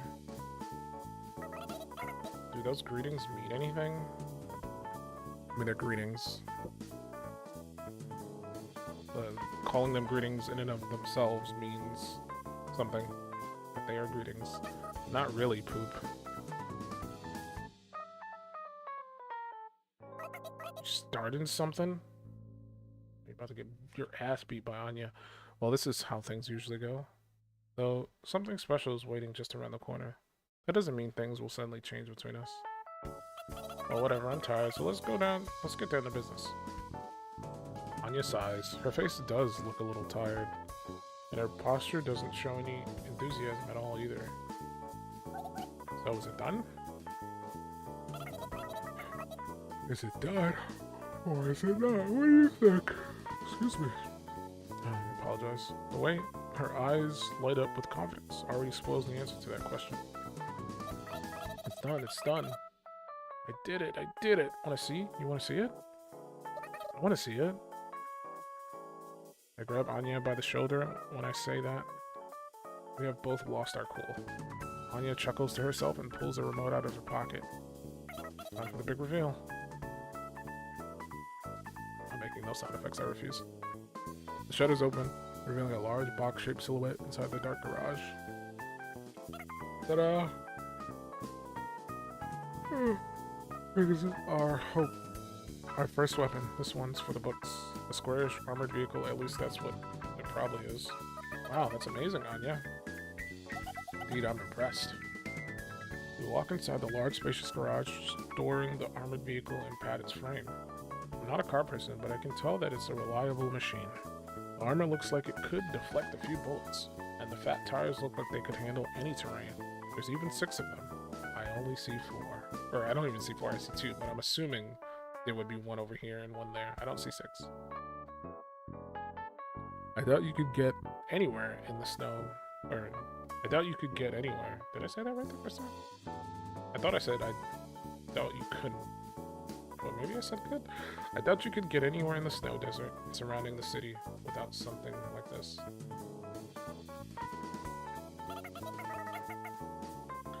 Well, it's an honor to hear that, thanks. Anya's an apprentice at the local town repair workshop, though I feel like this is the first time her career skills have proven useful to us since we got to know each other. I don't think a repair worker like Anya could create something so impressive. It's amazing, that's all I can say. You think we can leave with this thing? I mutter as Anya shows us inside the vehicle. We sure can. Certainly seems so. Our goal, or rather our dream, I suppose, is to leave the city. Or to be more accurate, is to head to my home country, which may or may not be on the other side. My friends and I have been working day in and day out towards that goal. No idea how far we'll have to go, but I made sure we can pack a lot of food and stuff. Should we bring board games and stuff too? Wouldn't it be too bumpy of a ride for board games? Oh, good point. Boy, am I tired. Time to sleep. Anya lays down on the hard concrete garage floor. I look outside the window. Sure enough, the sun's almost fully risen. Ghosts always get sleepy in the morning. They can barely stay awake up until early morning. But even that's cutting it close. Oh, no fair. Me too. Pacifica lies down next to the already half asleep Anya and curls up. They look so comfortable. It makes me want to lie down next to them too. But there's something I have to do before that. I get the garage shutter remote. And I also pick up a thick blanket that Anya must have gotten ready for this little sleepover. Hey, come on. It's going to be cold if you just go to sleep like that. It's not like the ghosts can catch colds, but they do feel cold. And even though they're wearing clothes, the floor is likely to grow cold. I press the button on the remote, and the shutter shuts with a rattle. I lie down on the concrete floor and loosely spread out the blanket. Stay, Anya. What? Did your boss help you? Not really. Doesn't matter either way, but... Huh? And she's asleep. Alright, oop. Are you pretending to be asleep? Well, whatever. We share our warmth underneath the blanket as we drift off into sleep. Eventually, our consciousness melt as we all enter one dream. If only a dream like that's more like a pipe dream. With that last thought, I sink deep down into the ocean of sleep. My vision blurs as if crossing the surface of the water. My eyelids are heavy, so heavy they start to sink. They start to sink by themselves. But right before they close, in the silver of my dim vision, or sliver,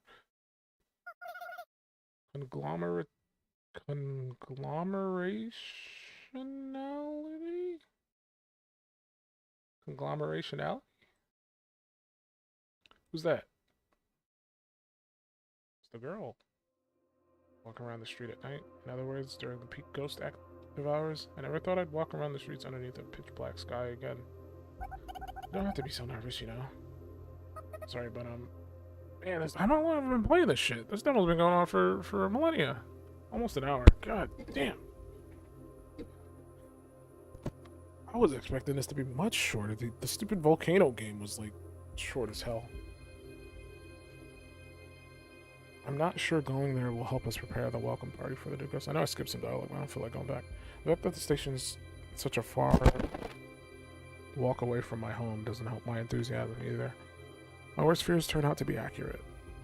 Every ghost we come across gets out of the way when they see us, or rather, when they see me. And it's clearly not out of kindness nor respect. The ghosts fear me. Complex emotions weigh down my heart. Resignation, I don't blame you. Sadness, don't look at me like that. Indignation, you're already dead. What do you even have to fear? I hate this. Unable to describe my jumbled up feelings, I say something embarrassingly ambiguous. I don't know if I should be apologizing, but I'm sorry. No, I wasn't blaming you or anything, Pacifica. Though Pacifica smiles, her eyes narrow. A sign that I haven't cleared up the misunderstanding. I curse my poor language skills. Can you hold my bag? I nod absent-mindedly and take Pacifica's handbag. The station's pretty big. It must have been an ostentatious,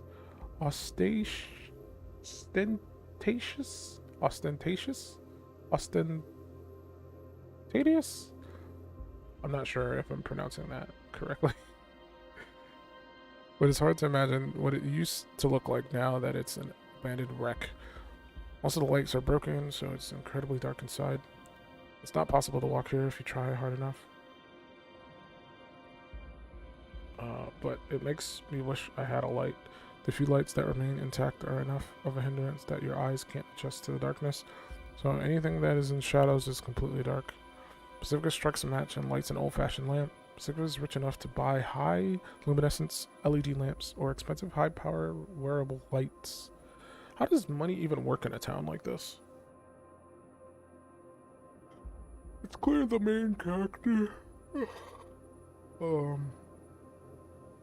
Sayaka doesn't work. So how does she make money? How does she, like, they don't, because, like, she doesn't have to pay a landlord or anything. From what I can tell, she's not renting that building out. She just lives there. She doesn't eat, so she doesn't need to buy food. I mean, I guess there's still things you might want that you could buy, but, like, I feel like most people would probably fall into the category of how Sayako exists.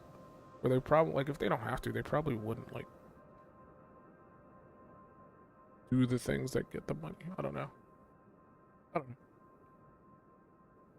Maybe I'm wrong. Has she always been like that? I don't remember. I feel like there's a memory like that locked away somewhere in my brain. Feels odd, but it doesn't matter. The station appears to have been a terminal. At least that's the conclusion I've come to.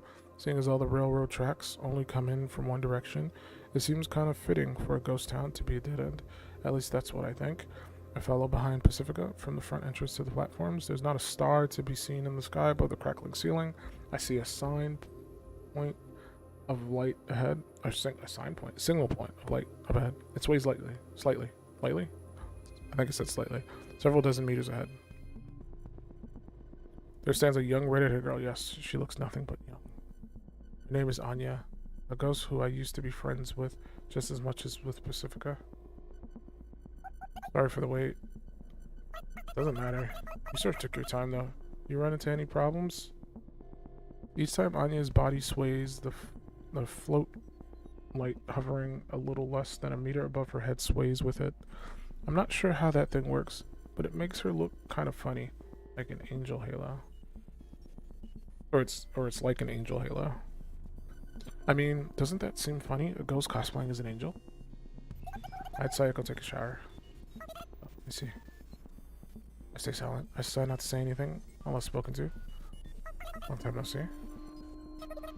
Yes, I guess so. Looks like I win this time. Whatever, Passy? Packy? I mean, I know it's Pacifica shortened, but, like, would you say Passy? It's not like I wanted to win anyway. And I didn't want to lose. Anster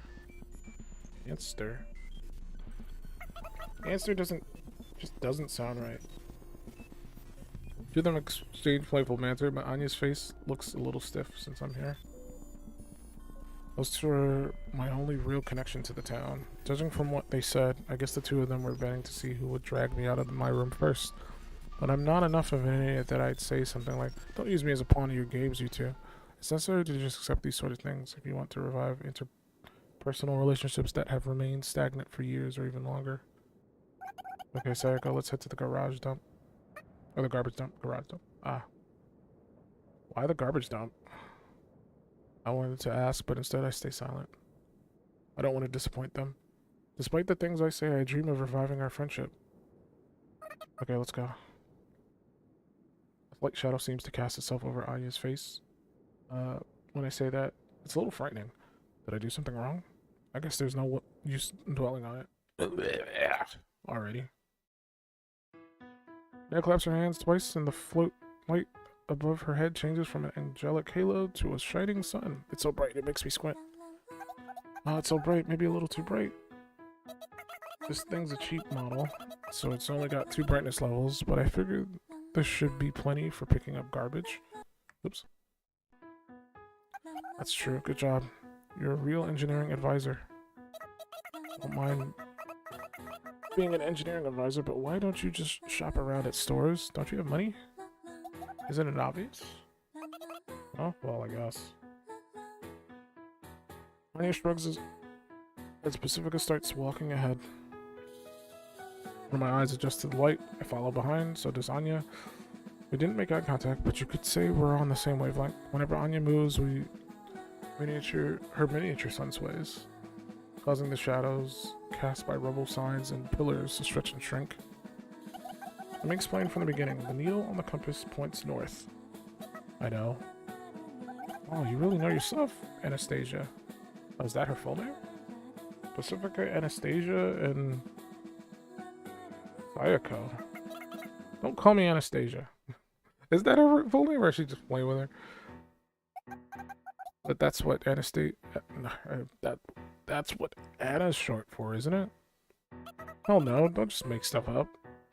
I mean, Anastasia's a nice name, to be honest. I'm a huge fan of, like, whenever I create characters, I tend to make longer names that you can then break down into, like, shorter nicknames.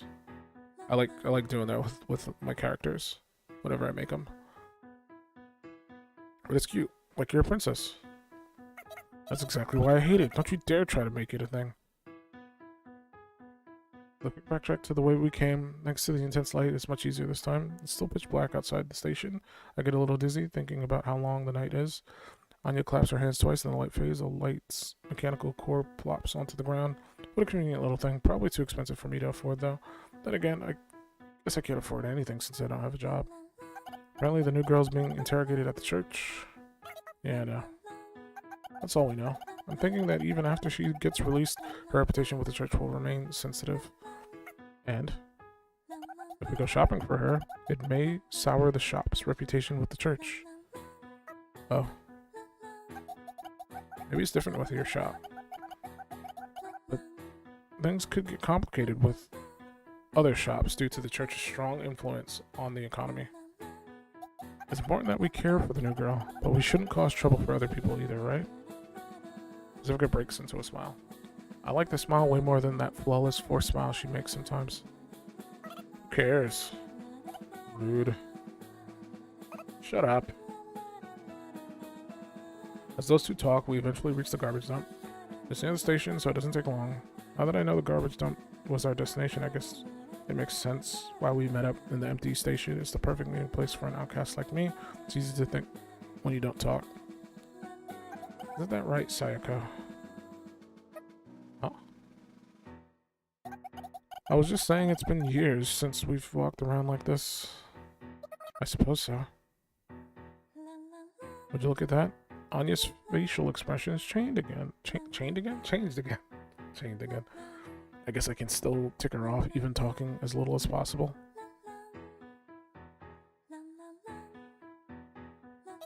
It's been hundreds of years, hasn't it? Has it been that long? I think so. Okay, then let's go with 9,999. I don't get why that quip's gotten so popular. I don't like it one bit. This conversation is reassuring in two ways. First, it's reassuring to know that my presence doesn't immediately ruin the moon.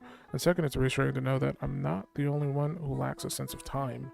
Now that I think about it, I don't think I've ever heard anyone else talk about it.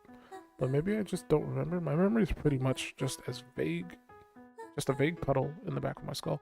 Maybe it's because it's just common knowledge. Maybe I've even forgotten what common knowledge is. Sayako? Yes? Zura's voice snaps my inward focused consciousness back to reality. When I snap back to reality, there's a tall chain link fence standing before us. Part of it is made to open up like a door.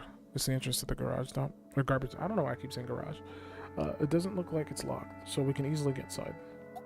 Not like this place is off limits or anything, right?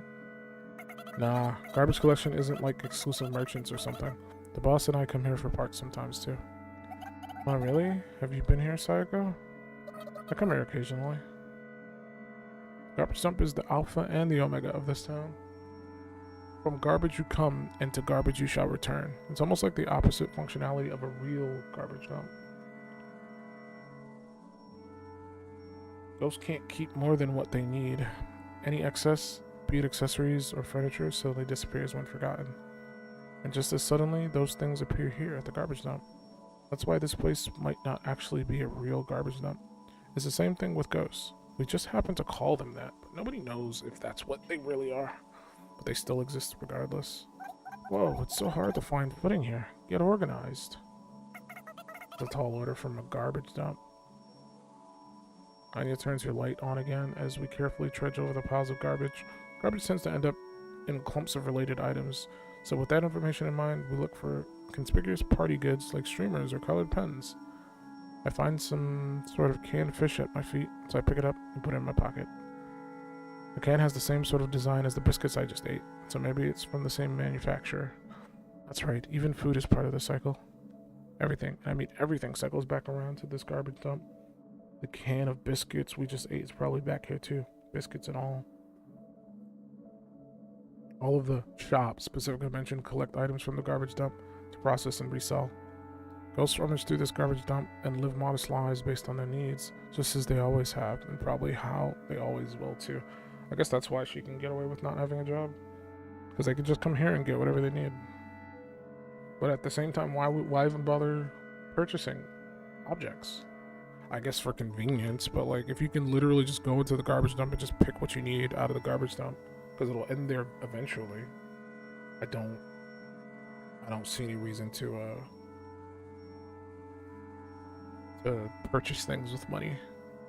How would a system like this function?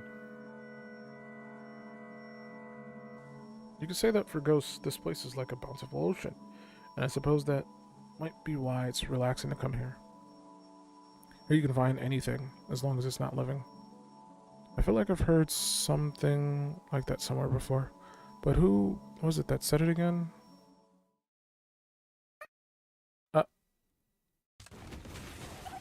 Sayako! I can hear the clattering of metal as my body starts to feel like it's floating in the air. Though in reality, all that happened is that the pile of garbage gave way, and I lost my footing. Look, you gotta be careful, okay? Sorry. Unable to keep up with Anya's sudden movement, float lamp tumbles into the garbage pile and shuts off. So not only did I lose my footing, but it's also suddenly dark, causing me to panic for a second. Anya and I are pretty much the same height, but her hands seem a little smaller than mine. I grip her hand tight and place my feet on solid ground. Keep holding her hand until my eyes get used to the dark. Sorry. You don't have to say it twice. I may have ticked Anya off again. My hands are sweating like crazy. Oh, it's the car. Pacifica murmurs. The fallen garage reveals what was hidden underneath. Sitting out of the pile of garbage is a rusty station wagon. There's no way this is stable footing. The car thing was a whole ordeal. It took until morning to work on it that one time. Only now does Anya look me in the eyes, as if peering into them. Her green eyes glow gently like beautiful emeralds. Her hand starts to feel warm, though I guess it was always warm, and I'm only now noticing it. I relax just a little bit. What car? With one careless word, I extinguish that light. The warmth in my hand quickly fades, though that shouldn't be a surprise since she had shaken off my hand, exposing its damp surface to the cold air. Don't you remember?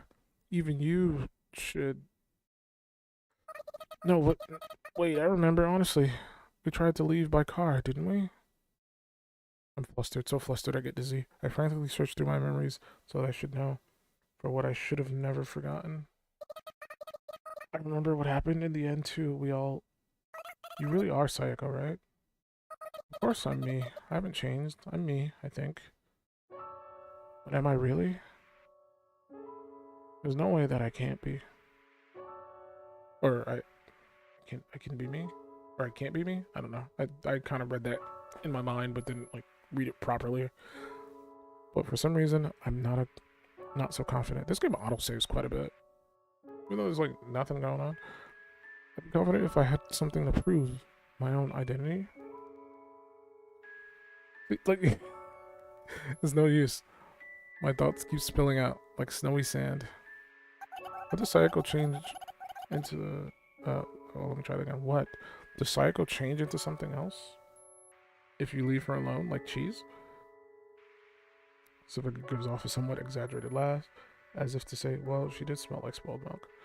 If Pacifica didn't come to my rescue there, I probably would have kept on panicking forever. I'm sorry. That was really out of nowhere. No, I should apologize. We all tried to leave town together, didn't we? We used the car that you remodeled. Sorry I keep spacing out lately. I regained enough sense to avoid talking about what happened in the end. I was able to remember. I guess memories are no exception to the rule. Everything forgotten returns to this garage dump, perhaps even forgotten memories. That's right, we tried to go to the other side. Silver points to the ever-expansive snow desert. The garage pile is pretty high, so you can see far into the distance from here. Right, that's why Anya remodeled the car. That was amazing. Well, my boss helped me with pretty much everything for that. You said he didn't help, you liar. Or she didn't say that, she just didn't answer. I guess we're not going to touch the topic of what happened afterwards after all. Oh, I guess that's for the best. I wonder if anything's on the other side. Maybe there isn't anything. But maybe there is. Well, we'll have to go to find out. The snow desert softly sparkles as it reflects the town's lights. We all look at it silently. So about the new girl. Cigarette breaks the silence. I hope we can get along with her. Sounds somewhat sad, but not reluctant. Lonely. Yes, that's the word. That's how I describe the look on her face. Whoops. I'm sure she'll be nice. Don't worry, it'll be fine. Anya speaks up as if to assuage her concerns. She's got a similar look on her face. It makes me worry if I should too. There's still plenty of time before dawn. We all just sit down and gaze across the desert for a while. I can't peel my eyes off of the black and white horizon. It's almost spellbinding. Maybe we're on an island. A small island in the middle of a white snow desert sea. Hope isn't coming. Because beyond the sea, civilization has already fallen. Hee hee. I smile at the strange thought, a smile of relief, even though the thought isn't relieving at all. I can sense Pacifica smiling, and eventually Anya smiles too, as if unable to handle the peer pressure. I guess it's obvious that I'm smiling, but it doesn't feel bad at all. I try to play it cool and keep staring across the sea. The other two watch as well. It's a beautiful night. We may be sitting in a pile of garbage, but it feels like a beautiful night nonetheless.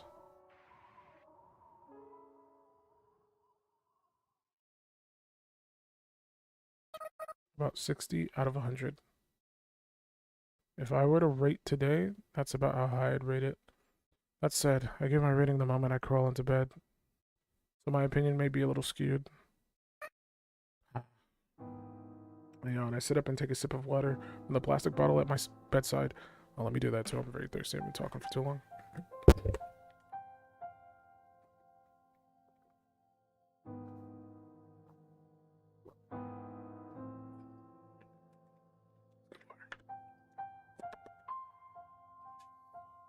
Cold sensation passes down my throat. I let out another sigh. I'm too tired to even feel tired. I'm so tired of thinking. I don't even want to think about being tired of thinking. That's how pathetic I feel. We were able to pick up all sorts of party goods, load them into a bike trailer we found lying there, and carry them off to Pacifica's place. Pacifica wanted to take home a small, stylish sofa, but got into a little argument when Anya said it was out of the question. I wanted to reflect on what happened today, but the moment I lied down on my bed, I thought, nope, not happening.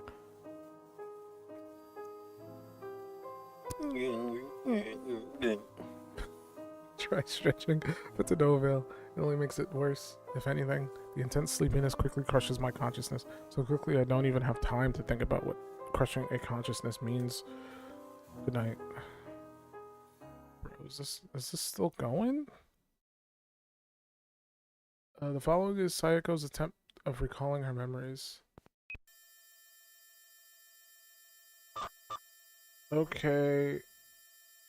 Let's go. Oh. The red-headed girl steps on the gas. The car starts. An angry man in priest robes glares at the car from behind. I'm kinda getting excited. Me too. The girl with the blonde hair and the girl nuzzles their faces against each other. They're very close with each other. I don't know, on. That could be in or on. any something? Look, the town's something. I don't know.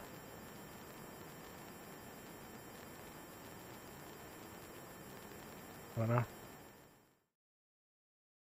Another memory. In the middle of the snow desert, 3 girls. What did something? Who? Something? Something? Sayako, behind you. Why would sex? Gunshot. Am I next? Sorry, but you gotta move quick or gunshot. Get another memory. An awfully vague one. I think Anya is not Anya, Pacifica is dead? The black-haired girl arrives in the middle of the plaza dragging two corpses. Okay, it's both of them. I couldn't see Anya. I thought that was like Pacifica's clothing, but I guess that's Anya's hair. Perhaps this is the blonde girl and the red-haired girl. Someone help, please help them. A crowd gathers in the blink of an eye. Brawny men surround the black-haired girl. The red-headed girl and the blonde girl arrive on the scene. Perhaps having revived at the garage dump. Crowd makes way. The red-headed girl vomits. The blonde girl pats her on the back and breaks down crying. The corpses wither away without a sound. They mummify and fast forward, leaving nothing but bones. The men lunge at the black-haired girl. End of memory. The plaza is covered in the blood of ghosts. That's apparently what happens to ghosts when they die. Their fleeting corpses quickly begin to wither away. They grow cold from the head down. I ain't reading that. I can't believe that beast-like roar coming out of my own mouth. Even if I try to keep it in check, the rough breathing keeps spilling out. It irritates me. In retaliation, I trample on one of the broken-necked corpses at my feet. The barely intact neck makes a nice squishing sound when I stomp through it onto the ground. I'm having fun now. I look up to see Pacifica and Anya staring blankly at me. Their eyes are empty as if they're not even looking at anything. My mind is completely blank. But I do know that I've lost everything. I try to escape. I turn my back to them and try to run away. Right behind me stands an unfamiliar girl. It's the new girl. You must be lonely. Lonely, that's what the girl said. That's the one word I wanted to say more than anyone else. I feel as if I cried. Maybe I really did cry this time, but before I can check, the dream ends.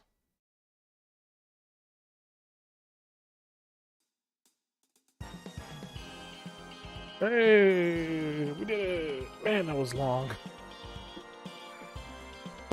I will say, it's definitely got a worthwhile story for me to probably want to pick it up in the future. I like what I've experienced. Man, I wish I could read half of these. What was that? Poodle. Ugh, damn it.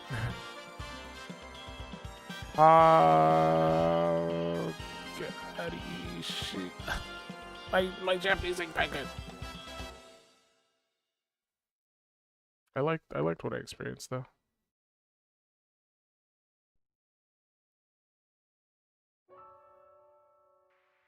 So that was Ghost Pia. That was episode 1. Here is episode 2, 3. Wait, what?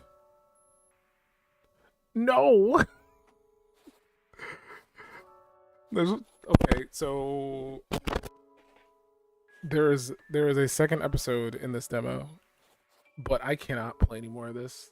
This game's got way too much dialogue to read. I could probably just play it on my own just fine because I won't have to actually read words.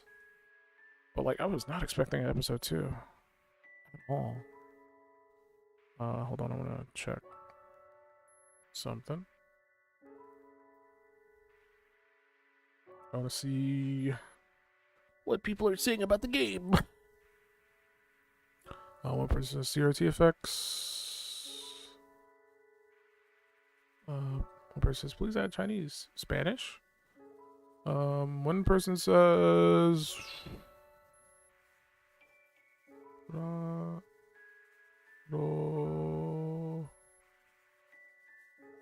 Deno...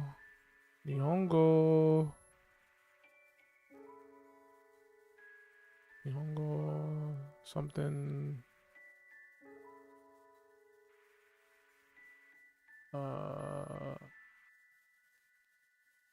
Ugo Toga.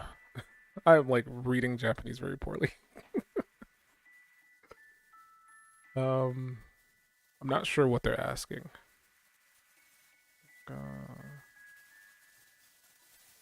Desam Asen.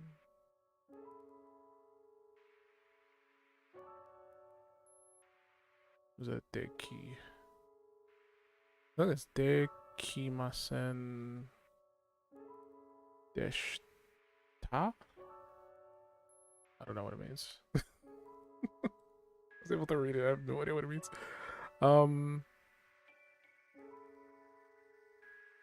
I guess there's like barely anybody talking about it, unfortunately. Man, I really wanted to see what people's thoughts were.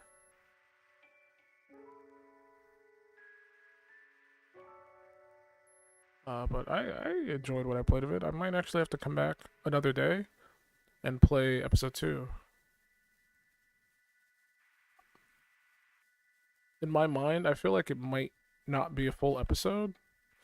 It might just be a situation of maybe just like a sneak peek of what's going to be in episode 2.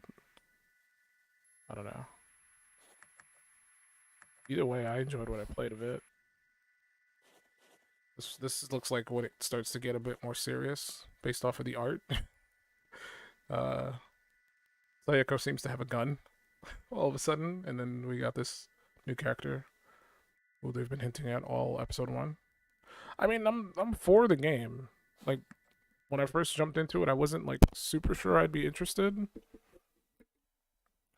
because I was thinking in line of like Volcano High, because they're both visual novels, and I didn't really like Volcano High. But the story here is way more interesting. There's a lot more. There's mystery. There's something going on. There's this weird situation where everybody in this town are basically like ghosts.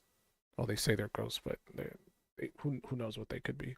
There's this nuke that's in the middle of the town, or missile or whatever, that has everybody's names etched on it, and in my mind I'm thinking everybody's dead, but then like it could be like a purgatory thing, like all the people in town are trapped in purgatory, so if they try to leave they can't.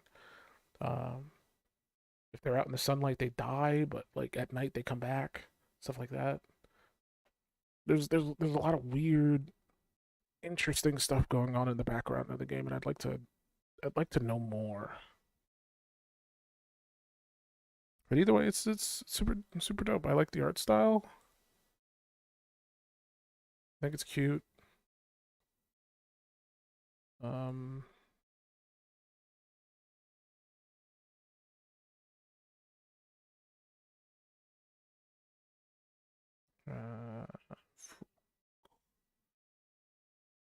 what is it? Foo. Yeah. Might not be Foo. No, I think that is Foo.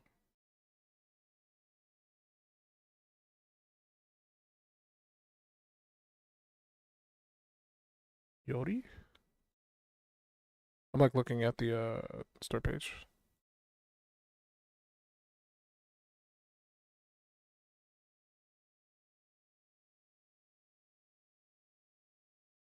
And they have the characters' names, but they're Japanese. So I was like trying to read them. I think her name is Yori. Yodi? I think that's 3, maybe. There might be something else.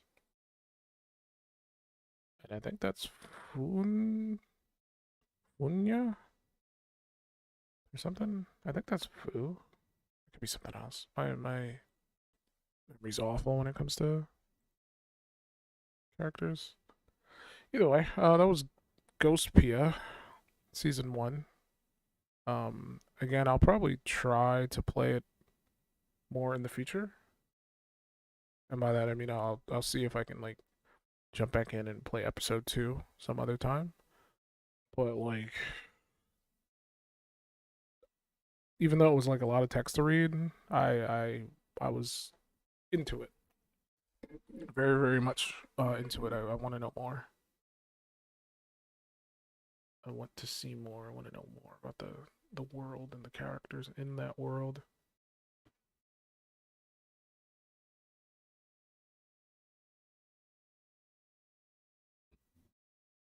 Excuse me. Man, what time is it? It's 1:50.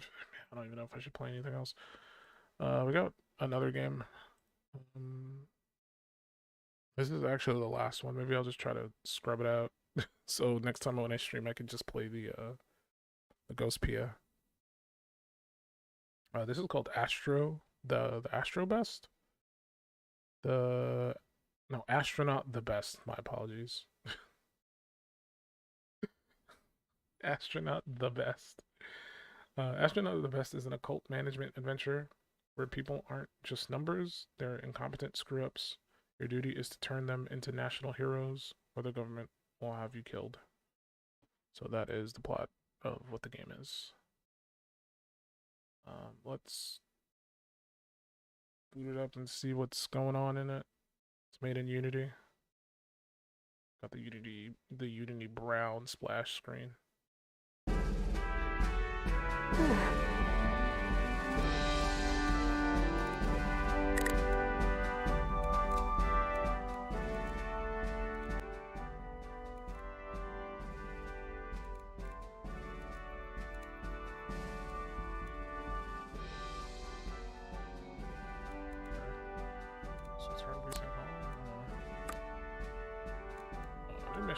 Let's go.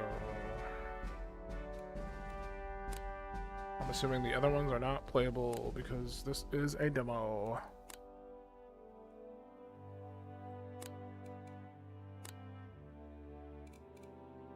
Is this playable? Oh, it is. Okay, so there's like 2 missions you can do. One is an introduction to your new role as director of the Tryin Royal Space Academy and the hazards thereof. So I guess this is tutorial, and then this is like an actual attempt. So we'll do this one first. And then we got our crew. So there seems to be 6 different... oh no, these are just uniforms, not bad. I thought these were like different crew members. Oh no, they actually do affect things.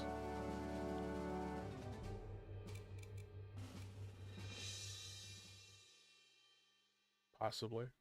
It could all just be pointless stuff. Alright, how does one play? The High Priestess of Flaustria welcome you to your service. We have gathered here to remember the director of the Flaustrian Royal Space Academy, and to condemn their soul to eternal torment for any failings. We must reach space before the hatred of Valdegar. The former director would not have done so. Under their direction, astronauts conducted themselves sinfully and became public embarrassments. Plus, those old astronauts were ugly. Who let that happen? Their mistakes will not be repeated. Our space program must improve. Fortunately, we have a new director person. And now they're going to say something that will reassure all of us, plus all the public and media watching. How are you going to do better than the previous director? I solemnly swear that the FRSA will cease its public embarrassments and bring glory to Flaustria. Me? Wait, I'm the director? What do I do?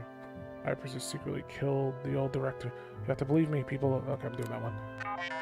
Just so you know, it would be irresponsible to allow such slanders and untrue rumors to spread. Cut the cameras. Oh man, now we gotta pay for a whole other funeral. Oh, there's a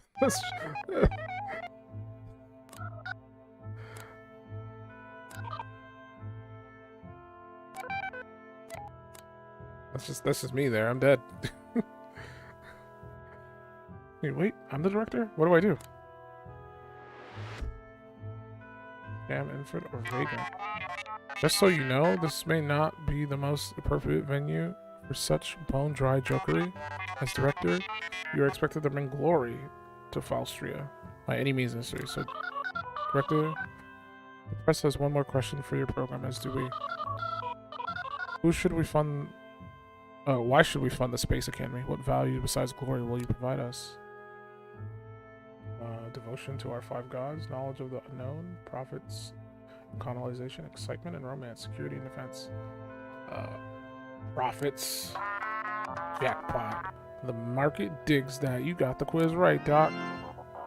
We are in a Cold War, Director. Defense against the Valagar must be top priority. We're probably done with the funeral now, right? Indeed, Director. Must make these astronauts into heroes Faustria needs. So we got to court favor with these people.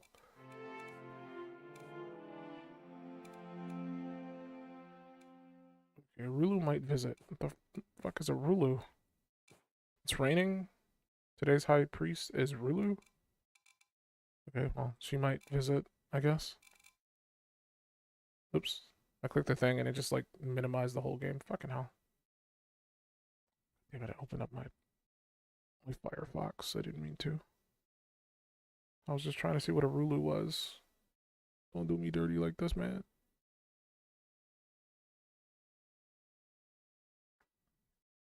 Okay. Okay. Back in it. Let's go.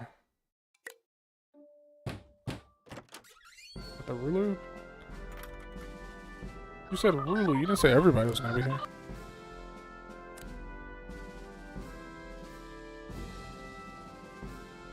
What should I try to do here?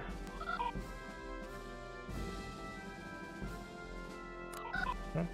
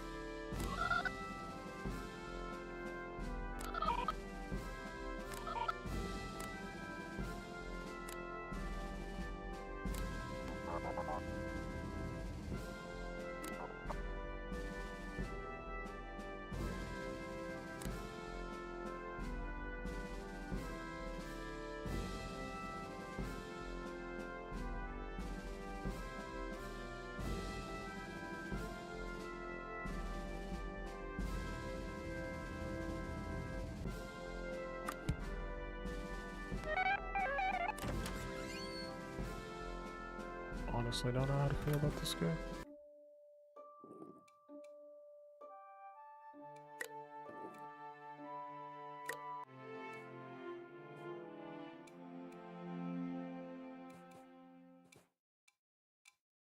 Did I even train him? I just gotta...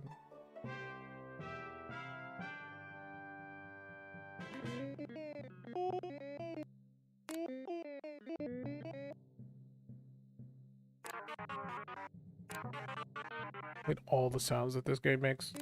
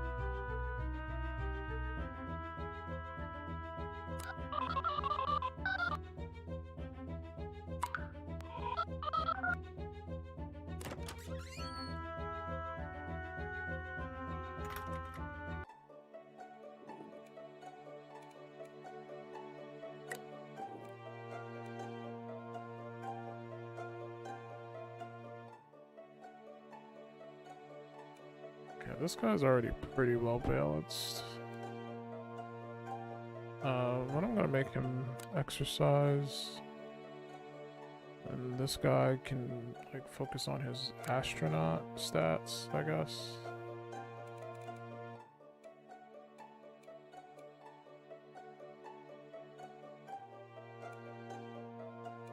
Actually, maybe I should go to charm school.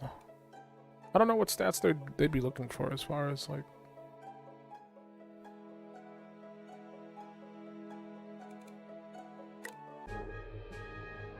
How do I make money? This work, right?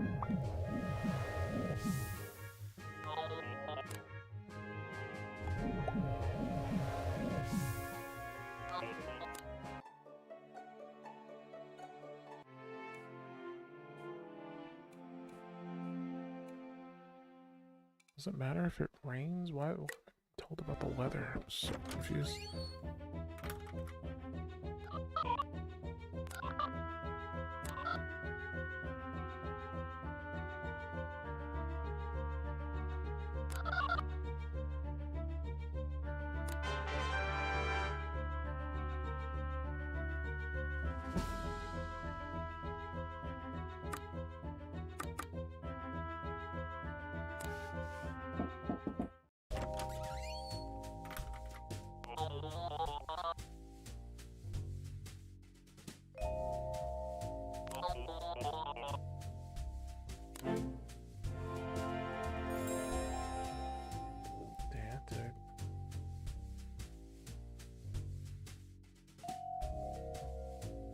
It's -2, but +2 in brains. Man, I would have known that.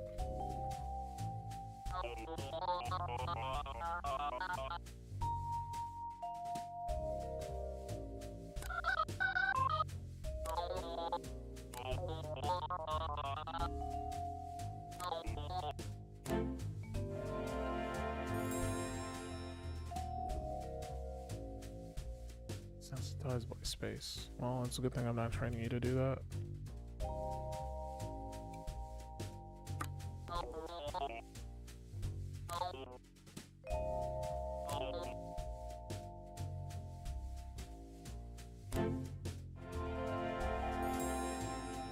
Weird sex thing.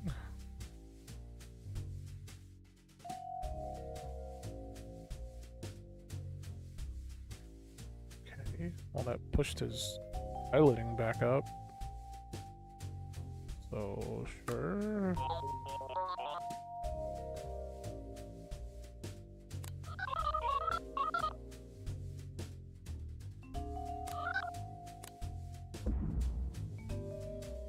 No, we need him.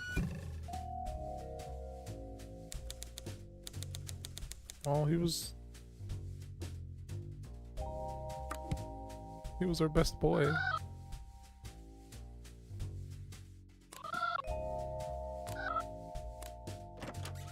I guess that's why I wasted training on him. Why did that just move?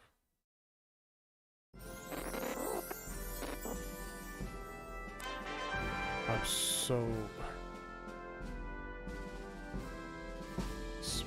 Why?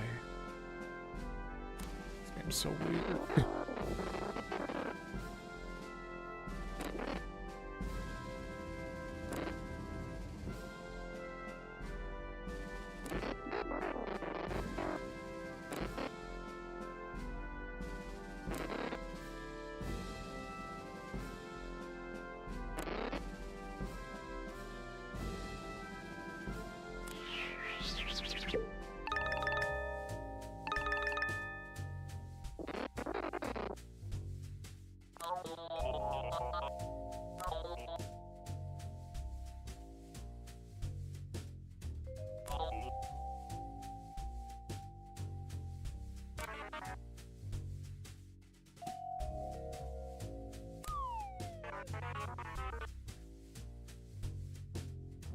Why does he look like a pirate?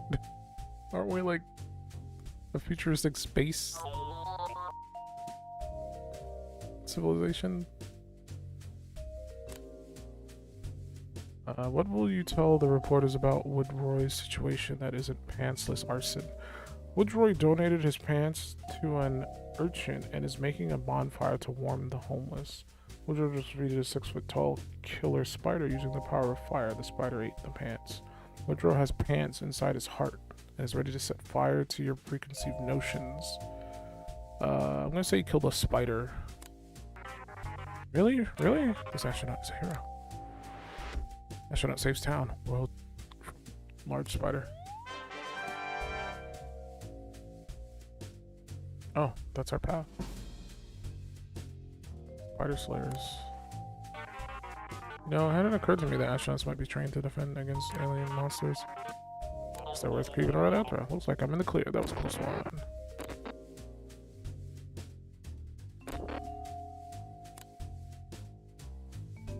Okay, well. Next day.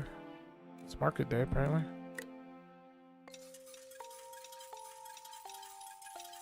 Okay. Oh, they throw more money at me if they like me. I guess that makes sense.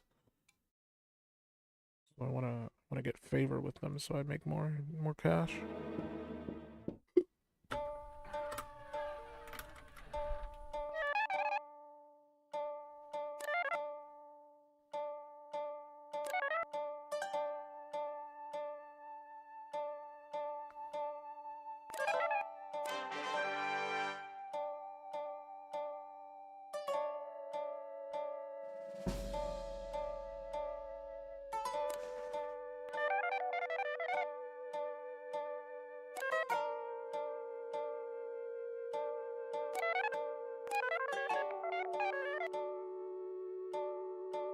He's a reptile?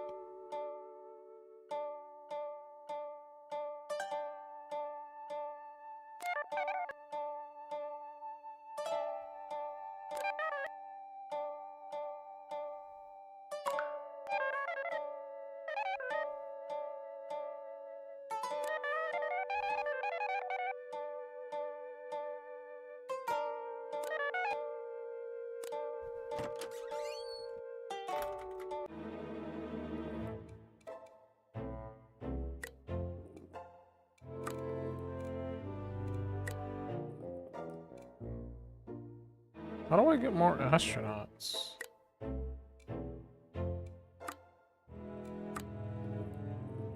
Because the game says I still need to train 2 astronauts. But I only have 1, and they didn't give me another one. And I don't seem to have an option to hire another one.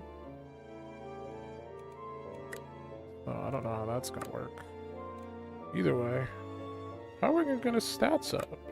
Because I think he needs to have a total of 7 from strength, piloting, and smarts. Not sure if it's called smarts. I'm assuming it's smarts.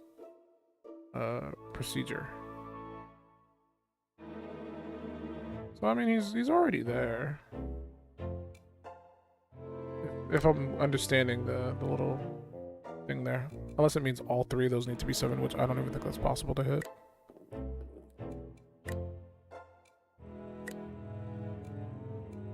Fashionable orb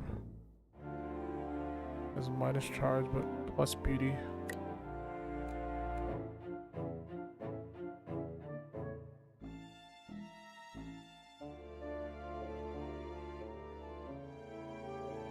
Okay, well,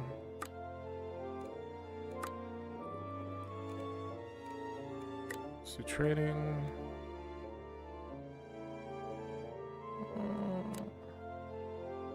Can I choose more than 1? Oh, you can only pick 1.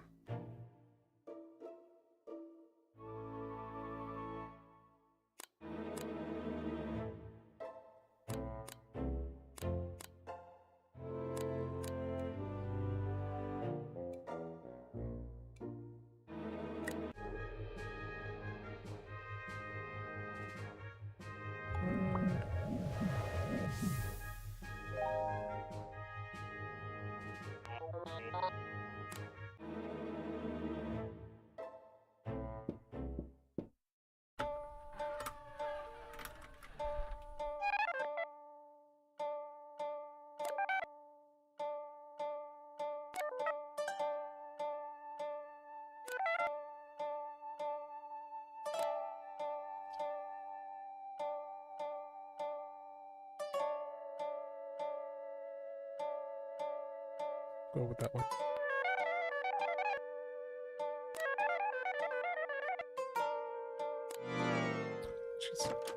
She's so bad.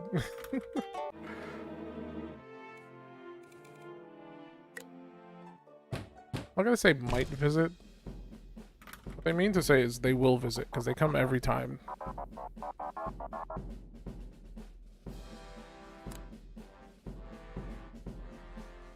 Here's a new dude. He's blue. Or purple. Why did I say blue? I don't know. Whenever Caesar Grave does an activity in an academic environment, he becomes a werewolf in his mind. Gotcha.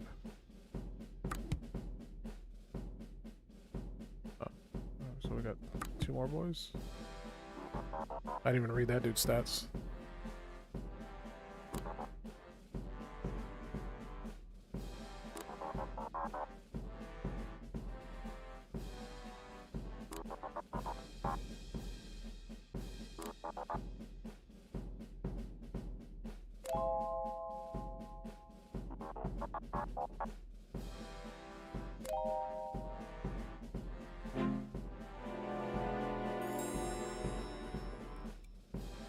He's got terrible pickup lines.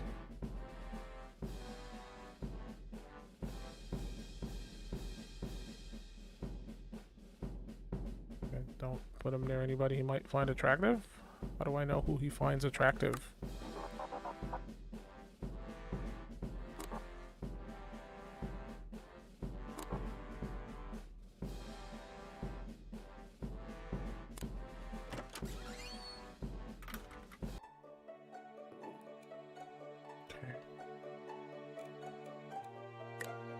Just 2 more training.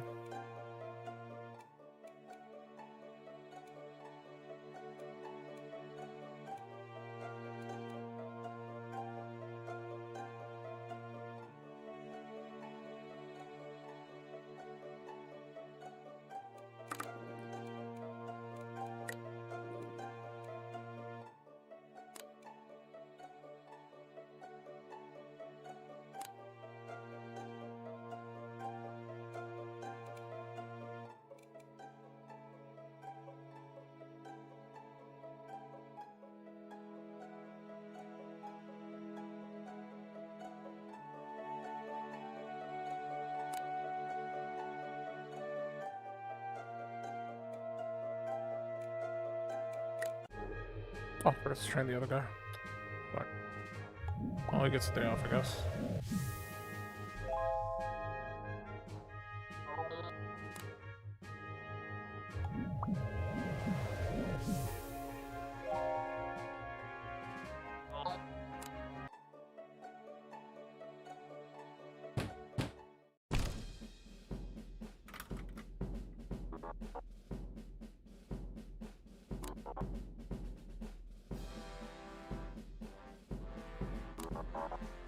Oh man, this is such a...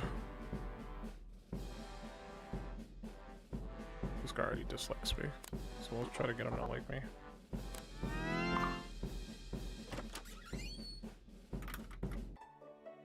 I promised him that I will say a battle cry when we get to space, I guess. Now it's rating.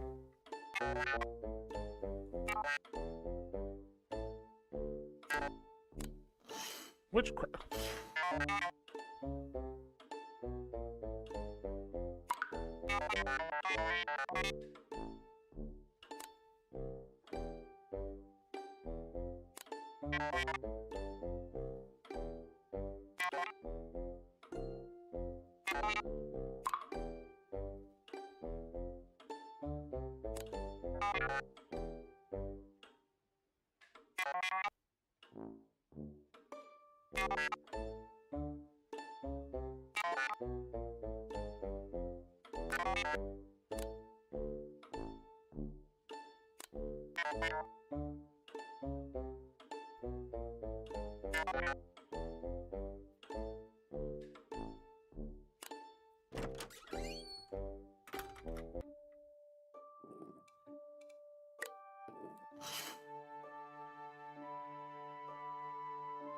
The stress balls just reduces stress.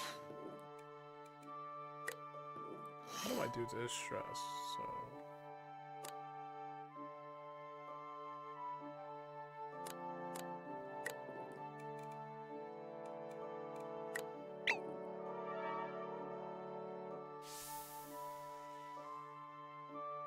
Sick.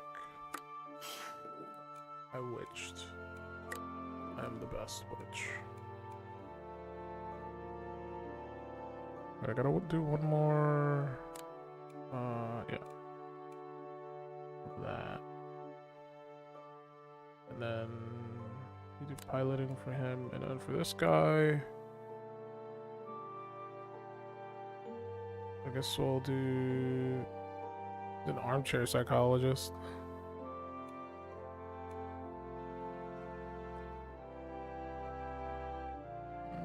He's got psychological stuff fitted in there.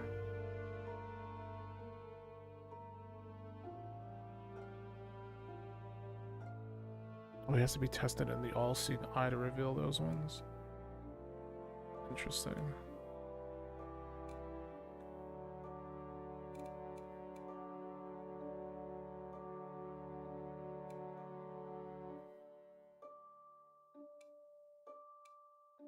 Sure, let's charm. Why not?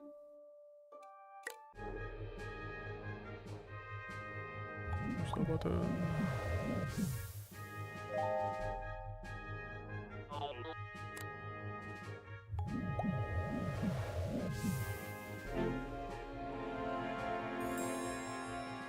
Let's see. An astronaut killer is the true identity of the infamous serial killer known for targeting astronauts. On the bright side, serial killers are often known for charming, and this one knows a lot about space travel.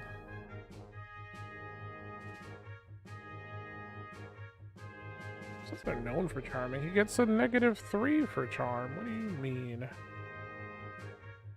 Like, I was trading his fucking logic that whole time, and I finally figure out what his hidden trait is, and it just makes his fucking thing go down. So GG to me, I guess.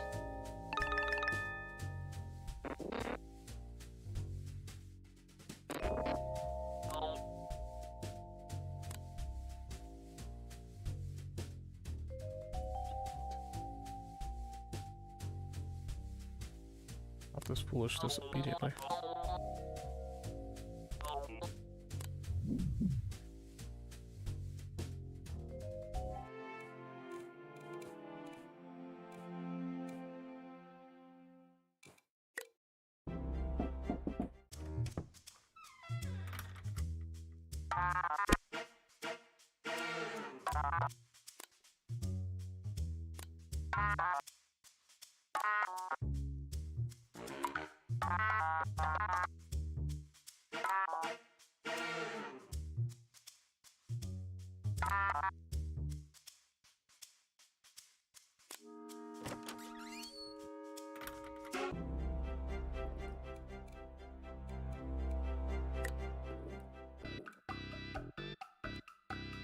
I can buy spells. Those are not cheap.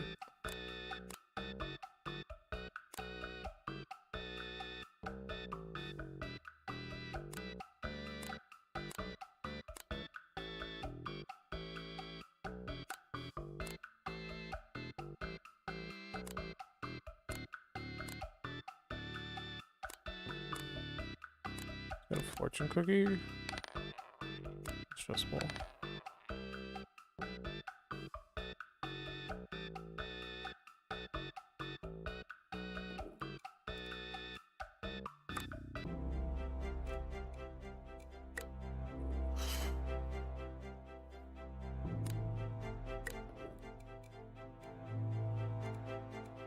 They're all pretty stressed, you know?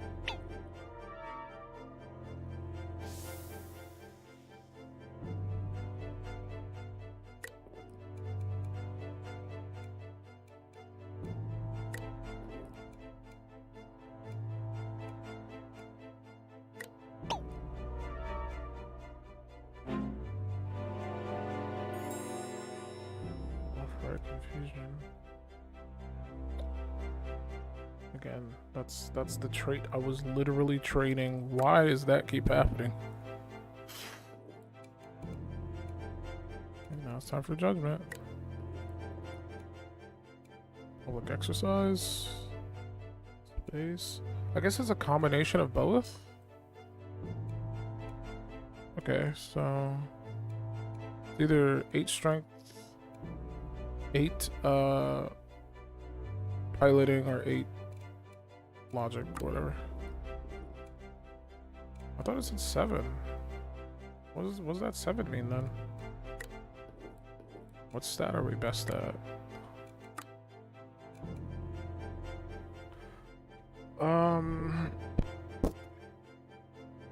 Probably procedure. We could probably do strength too.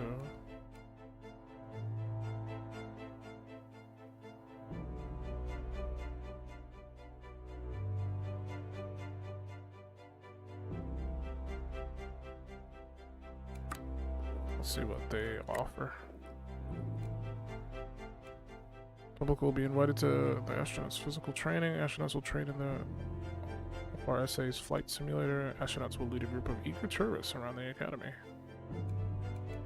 I think I'll go with procedure. The bonus is better, to be honest.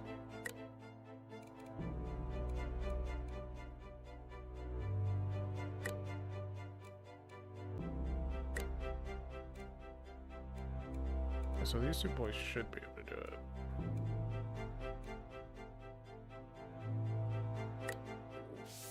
Hopefully.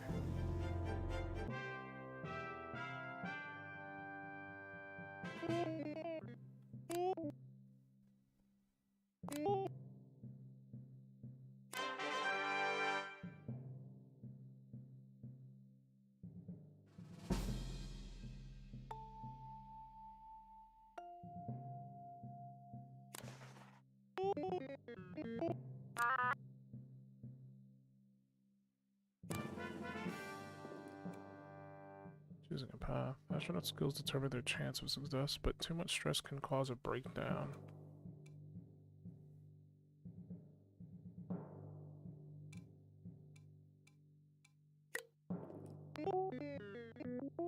National security reasons, we can't actually show the astronauts at work. Luckily for you, my lambs, die has something better.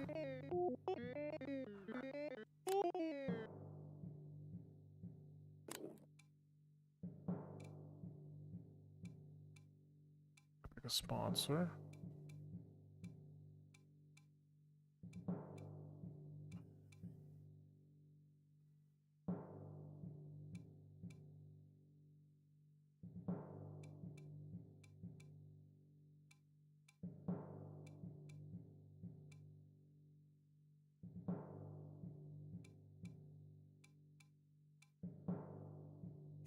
Stick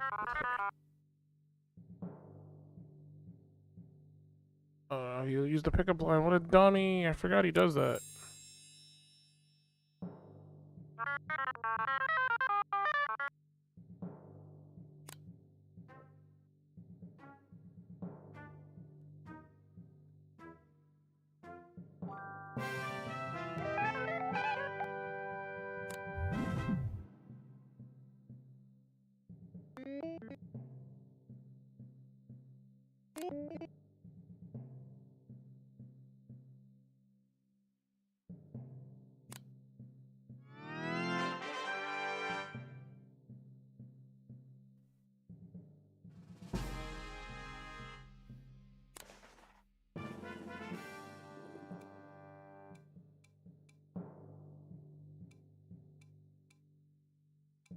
So we'll use him again. Hopefully the astronaut killer thing doesn't come into play, because that's going to be a problem.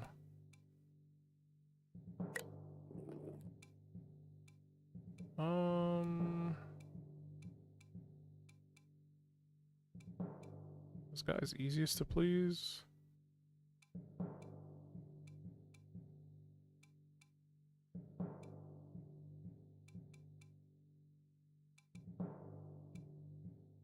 This dude.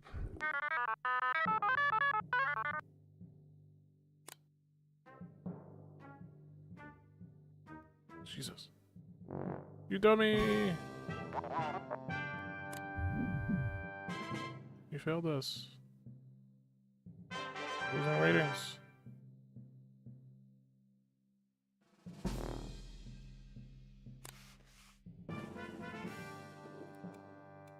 Question time.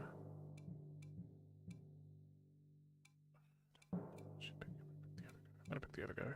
Just to give him a shot, I guess.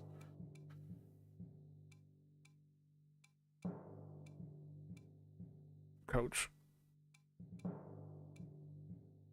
I'll pick this guy. He's easier, please.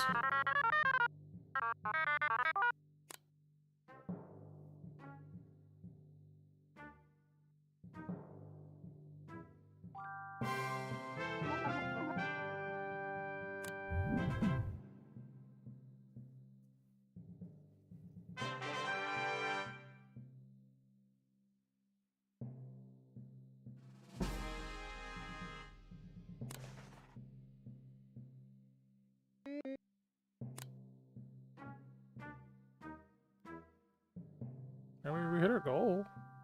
We just need to hit 100.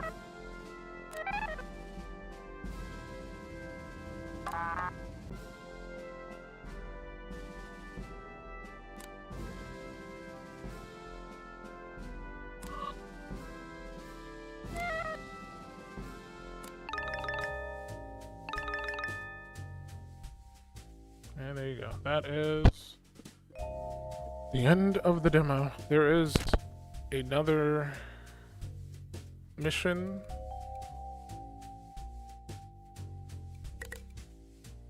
But I'm not gonna do it. Maybe not. Maybe some other time.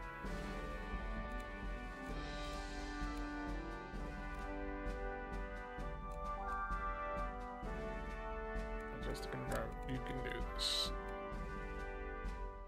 Mission about space wolves. The game seems to have 5 missions in total. I mean, there could be more in the future. But currently, based on this demo, it looks like there's only going to be 5. I mean, I thought it was okay, I guess. Like, it was kind of weird, but like, I don't know. It's like a little management sim mixed with a little bit of roguelike elements.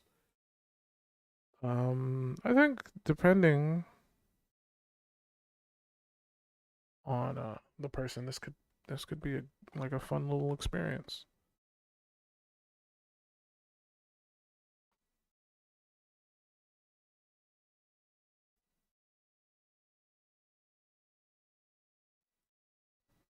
But currently, as it stands, Wanted is on sale. Let's go. Let's fucking go. That's actually not cheap. Fuck. It is only 35% off, so it is $38.99. I was hoping it'd be like 15-20 bucks. Red is also on sale, but that's not a deep discount in my opinion. All right, well, I guess that's it for the night. I have wasted enough time playing demos for the night. Tomorrow I'll probably try to play something non-demo related. Probably more Paranormal Site. I do want to play more of that game. And if I can think of something else to play, I'll probably throw that in as well. But Paranormal Site is probably the only thing I can really think of right now. I'm